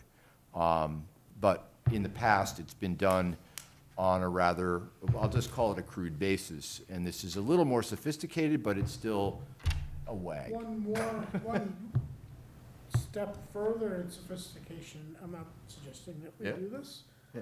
because past performance isn't indicative. Yes. Is to actually take a look at these major categories and go to some projections that might be available from the federal government elsewhere, and peg those and use those as reference, right? Possibility. Okay, I You just know. wanna make sure I'm not. I don't know how the federal government is going to advise us on how the CPS budget will advance. I mean, I just, it's just, I'm not trying to make light of it No, I partially. understand No. that, but it just, I mean, yeah, I mean, You know, I think that might be an interesting, when it comes to something like group insurance, or, you know, like, they may have some guesses as to how I think healthcare the will group be. insurance, you could definitely get, Yeah. there's a number of things here, you could probably go get some data. Yeah. So, Dick's being a good guy, he's just quietly working away over it. Yes, Mr. Town Manager. Mr. Crane. Mr. Crane, come talk to us. Tell me While, the answers. while my students are filling out their tests. Jay, what's the answer? So, no, but I will say, and actually, Dean and Mary know what I'm about to say. No, it's, Oh, really? No. Well, I appreciate the fact that in the questionnaire, you do distinguish between operating and debt service. As I've requested, I think it would be helpful for me anyway, but also the community, if they were reported in the finance committee's projection separately. Kind of a trend line for operating budget versus a trend line for excludable debt, because they are very different impacts on the taxes. And I think it paints a clearer picture of ongoing operational expenditures and inflationary pressures on the operating budget, and then large-scale decisions made by town meeting to meet larger-scale community needs. That's my only pitch. I think it's really important. I think having those, I do. yeah, so I would just ask that whatever the report out you know, it can be operating excludable total, and people can focus on the bottom line if they want, but I think the reporting both numbers would be illustrative. The other thing I would say is, obviously, property values have a lot to do with taxation in the town of Concord. And so I would just suggest that you can look at property value trends. If you're looking for data in terms of projections, you can look at past 5-10 years of property values, go through the last, you know, real estate recession, see what happened, and if you want to build in a recession to your assumptions going forward. But I would recommend making sure you include that variable, because it does have a big impact. Have that on the random curve. Yeah. Sorry, you just, what's your recommendation that we build in? A recession? No, I'm not asking that you build it in. I'm just saying, for each of you are going to do your own thing. And so, John, if you say, hey, you know what, I want to look at property values as one of my metrics for looking ahead. So build in property values. Right, so I'm going to look out 5 years. I think property values, we've been growing at, you know, 4 or 5% in market value for the last 4 or 5 years. You know, market's getting shaky. We may be heading for a 1% or a 0% growth in 2 years, like, it's all, you can make it up however you want. I'm just saying, real estate values give you that opportunity in a way that other, like CPIU or other kind of WAGs looking forward don't. You could really tailor that specifically to Concord, and that certainly will tell you about your tax rate. In terms of overall taxation, really, it's the growth in the operating budget that's the 75% factor. The middle school projection, I think people have talked about that as about a $100 million project. I think that's pretty well reported.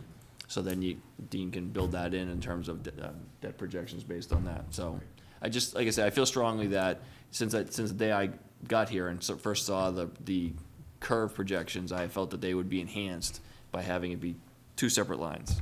Okay. So, thank you for listening to my pitch. No problem. Okay. Well, Greg, you're doing good work there. No, it's important. No, it is. Time being 10 o'clock. It really is. All right, Okay, the so time how- being 10 o'clock, we'll carry on. So what I'm going to do with these, just to be clear on how this is going to work, I'm going to take your guesses, and I'm going to throw out the high and throw out the low, and I'm going to then average everybody who provides me with a guess.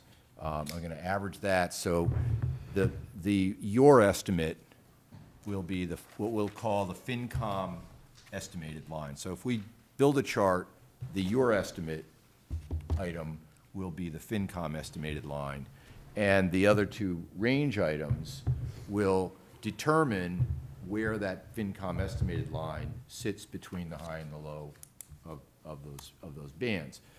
I will say one thing in playing with this methodology: if you are making a guess that it will be X, but then you're not putting your guess right in the middle between the high and the low of the band, it actually can come up with some very interesting results, in that our line could show up below the low of the band, which is that the FinCom is saying the taxes will only rise 3.2%, and the low of the band says they're going to go up 3.5, and the high of the band says they're going to go up 4.5. Now, that seems weird, but that just means. That can happen. But that can happen. Yeah. So let's say you said on group insurance expense, and this is one that's quite clear, you think it's gonna go up 6%. That's what you think. But on the low end, you kind of feel like, well, the lowest it could go is maybe up 5% a year. But the high end is pretty wide open. It could go 11, 12%. So you're at 6, the high end is 12, and the low end is just a percentage point below what you're guessing. Then you run 10,000 iterations. Yours is gonna come out probably below the two other numbers. It's just gonna happen. So it's just an interesting anomaly that can occur. Do you remember what T-bill rate we used? Did you get that, Anita? And the number can. I'm gonna pass on the details. It's okay. It's fine. He knows what he's doing. We're being recorded. I think it's all good. We're being He recorded. knows All what- right, He knows so- what he's doing. Dean, do you remember what T-bond rate we used for the calculation for the purpose of the SGR to come out with 2.16? Oh, for gosh sakes. I'd have to go back to my memo, which I don't have handy, I'm sorry. But I don't. Okay. A lot higher than where it is. Yeah. Well- Yeah, exactly. Well, that's after a half a point in the last couple of days. What is it now, 1.5 or something? So no, the It's under 1? 93 basis points. Yeah. Oh, It jeez. must have been, if this is the average of CPI. Okay. Yeah, it was. it must have been Okay, almost so, twice. so the chair's report hasn't been a tremendous amount that I've observed. The school committee is still working on their proposal for parking. It's still quite an elaborate, ask, but they're on it. I went to the middle school hearing, we're over at Peabody, in the forum at Peabody. There is a lot of interest in the community to make sure that sports are balanced with arts, that arts and performing arts are given, kind of equal measure in whatever we're thinking about in terms of a new school. There are a lot of advocates there for performing arts facilities. There's also a good, strong advocacy for universal design, very accessible buildings, et cetera. So that's also a big piece of it. Mary can add more. She was sitting right next to me at that hearing. The school committee has come they're asking for a vote for a special town meeting. So they're expecting to see a special town meeting followed by a vote. We have a vote in the community on September 3rd or something. I'm not sure why we have that, but what that's for. They didn't want to be on that vote. It's a state primary. State primary, there you go, state primary. So we have that vote on September 3rd, and then there's another national vote on November 4th, or whenever that is.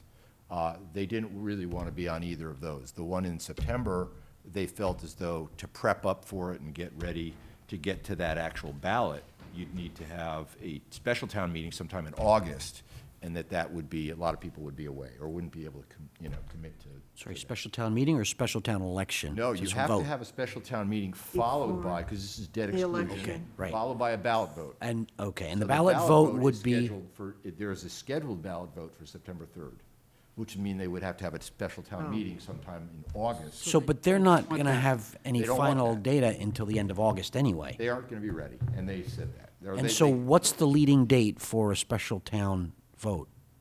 Do we know? Special town, so they lobbied the select board for like 3 weeks into September for the vote, September 16th. like something like that, sometime. For a special town meeting. For a special town I meeting. think you have some information. Yeah. Yes, Special Stephen, town- what's the request? It sounds really fast. Well, that's okay. They have their internal schedules for when they'll have their design prep and be ready to, start moving to the next phase, and that's why they need to get these votes underway. The short answer is that they presented to the select board, and the select board did discuss this. It was a couple of weeks ago, so I'd encourage people to go check the replay. Yeah. But I think the select board seemed to be indicating that they were leaning more towards the statewide election, presidential election on November 3rd, I think, or November 4th. That requires you to get the ballot question to the Secretary of State by, I think, the first Wednesday in August. But the ballot question, as you all know, is just language. There's no number in it. And so that can That's go right. as a pro forma thing to the Secretary of State. Those ballot override questions, debt exclusion questions are all the same. So I think then when you take that vote date and then you back out warrant timelines, 10 days being open, within 45 days having a special election. We spent a lot of time kind of moving numbers around, and the two things that were really considered was when are they going to be done with schematic design and have a statement of probable cost, and really and wanting to make sure that the special town meeting to approve the ballot question in preparation for the election did not occur over the summer. Right. And I think the timeline of the cost estimate, and actually, I'm sure you know a lot more about this than even I do, but so really working through the timeline, the discussion on the timeline, I'll just say is not only what is right so people who can really focus on voting on the middle school project, but also making sure that there's as much inclusion. So we've been kind of balancing those factors. And so a special town meeting, likely in late summer, like August or early September, followed by an election, I think likely being the presidential election, but there's still a chance it could be a special election.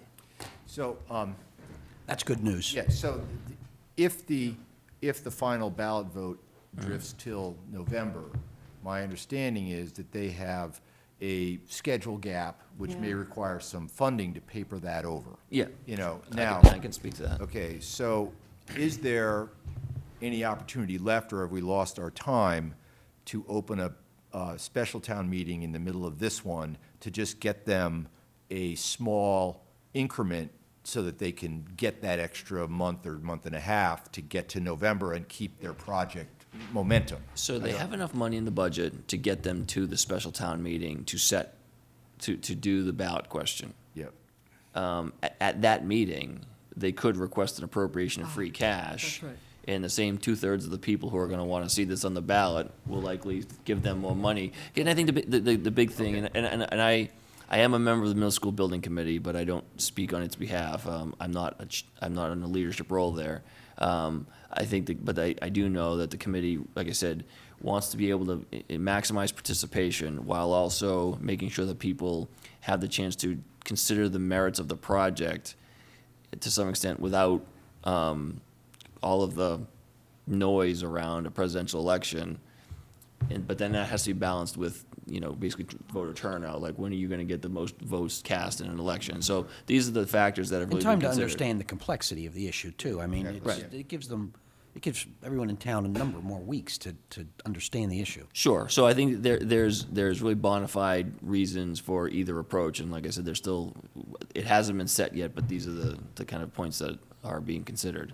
But so we could look at an appropriation at that same meeting that would then get them from August, September, whatever that is, through the election. And the thing I'll say is when I support that appropriation to keep design going, because even if it is unsuccessful at the ballot, you still need a new middle school.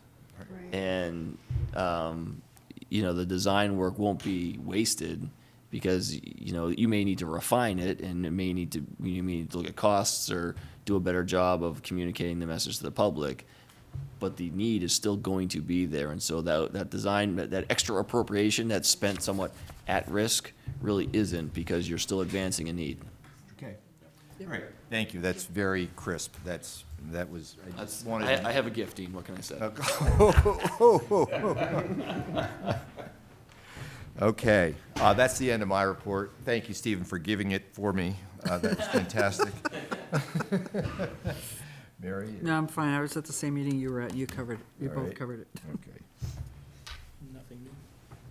I was at the select board with that hearing with my two kids as well. They were quite entertained. I'm sure. And my wife, because she was obviously. She's on it. Yes. Do you have anything else? Nothing else, sorry. The Capital Planning Task Force is holding its hearing, or whatever we're calling it, on March 18th, which is a Wednesday. And it's been a real good transformation from about a month ago in terms of the way the group has coalesced, how they're approaching what's going on, the process. They did make one slight adjustment in terms of what a very large project is, because in the writing definition that we had before, it was either a project that was $5 million or over a multi-phase project, but it was the addition of 2 phases that would add up to $5 million. And so that was modified to be just a project that comes up to, a multi-phase project that comes up to $5 million or more. So that was a good change. But you're going to hear a lot of information about what currently exists in terms of capital planning between what the town does, what the schools do. And I think what is happening already, and it's in its infancy, is the integration in terms of the 2 heads, the town manager and the superintendent, getting together at different meetings with different staff from both areas, and also themselves in hammering out what does the next 5 years look like, and how are we going to be, so that we can kind of smooth things out. They're looking at good concrete information on years 1 through 5, and then a 6+, 6 to 10 is a little not as well defined, but the charge of the committee was a 10-year capital plan. So that's also, I hope everybody can come, and if you can't, you can submit your comments. I already have some comments. We'll be happy. They will have an email address also. That'll be established so that people can make comments I afterwards. have a question. How many $5 million budget projects do the schools have in the pipeline? I don't know the answer to that question. In terms of their, guys maybe, have the oh, answer? look, who might have an I don't have answer? any. The integrator. Yes. this. No, one, really. The school has one major very large project, and it is the middle school. Right. And so I think that that's really the answer, and that's gonna be the case for a number of years. And so, I produced a memo, I think back in September, that kind of laid out the town's priorities. Middle school is first. Right. And then public safety, and then some stuff at CPW. It's cptf@concordma.gov. Oh, it is, okay. Which is, All right. I didn't realize we were using a capital planning task force as an acronym. But, so that's There you go. cptf@concordma.gov. Good. I believe it is set up. I don't know if, I haven't tested it to see who gets the emails, but I do know that that's set up. They're supposed to go to you, though, aren't they? And others. Oh, okay. If it goes just to me, Okay. it'll be terrible. So, yeah, and actually, I agree with everything Dee said. I think it's going very well. Yeah. I got one question, because I remember last time we talked about it, that number, I think the FinCom asked where it came from. Yeah. Right? I think it was 2 at the time or something like that. I think isn't the state's capital number like 1.5 or something to that effect? This seems really, really high. Sorry. No, the purpose of the 5 million is to be responsive to what the charge is for the task force. And it is a very large project. How do you do capital planning for a very large project? So that was the topic of discussion. And quite honestly, there was discussion during the, when a proposal was made. And during that discussion, 5 million was the point. And then there was an attempt at an amendment to make it 3 million. But then there was also, 1 or 2 people who were saying 5 million is nothing when you're talking about a very large project. So you can imagine, and this had been going around for like 2 or 3 meetings about how do you define this. So did I capture that adequately? It is, and so a Can we capital move on item. to the next observer? Yeah, I don't know. mean to- We didn't come here to No. discuss this tonight, so, thank you. All right. You can ask him on the 18th. Okay. Andrea? At the Council on Aging meeting that I did go to, and there were people there this time, there was a speaker, Gary Kleiman, who is on a committee that is exploring the use of the space at 2229 Main Street. Last year, we heard from the committee was trying to get the government to pay for cleanup. That was approved. The cleanup will take place, but the cleanup can't begin until the usage is determined. He had three plans with drawings that he presented, and there will be more meetings, public hearings to get input from the community on what kind of usage. Most of it involved some housing, affordable housing, different designs, housing on top of commercial parks. There's a whole segment of the property that would be undeveloped, or it would have trails, nature trails and so forth. But the front part of it is primarily the development area. And it was fascinating, but they can't move forward until they determine what the usage is going to be, because the cleanup is different for different usages. Thank you. Ryan? Library committee met. The only thing of note is that they are in the middle of trying to negotiate, the lawsuit that was filed. The only update there was that they're making inroads and positively to kind of, to some sort of settlement. She couldn't disclose any of the details at the moment, but more to come. Okay. That was it. Got the report from the, Middle school, okay. Okay. I missed the last two planning boards. And the planning board I know, you chair just just walked walked out. So there you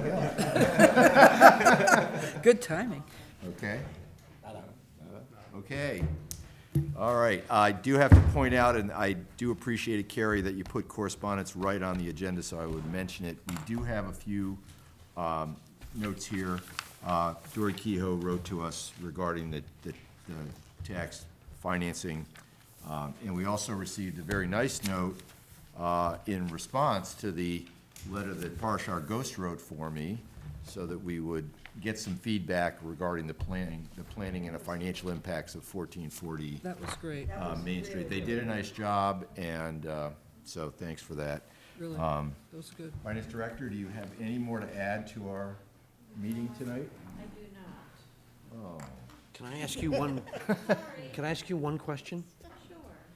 So, if for whatever reason it's determined that this project, this affordable housing project does not go on, does not continue, what happens to the $1 million that we gave them in free cash? So We didn't give it. we didn't give it to them. Oh. It's been appropriated at town meeting, so town meeting could rescind Okay, that with a warrant article. I see. I have a follow-on question. When you gave us the certified balance of free cash, Close that, yep, that was, I think you said it was like 10.5% or something? it is. Did that include that million, or is that million not in there? Yes, that has been included. Anything that has Okay. been reserved is not part of the free cash. Great. Good. Okay. That's all I wanted to know. I think we did well. I think we did Yes. great. Could I get a motion here?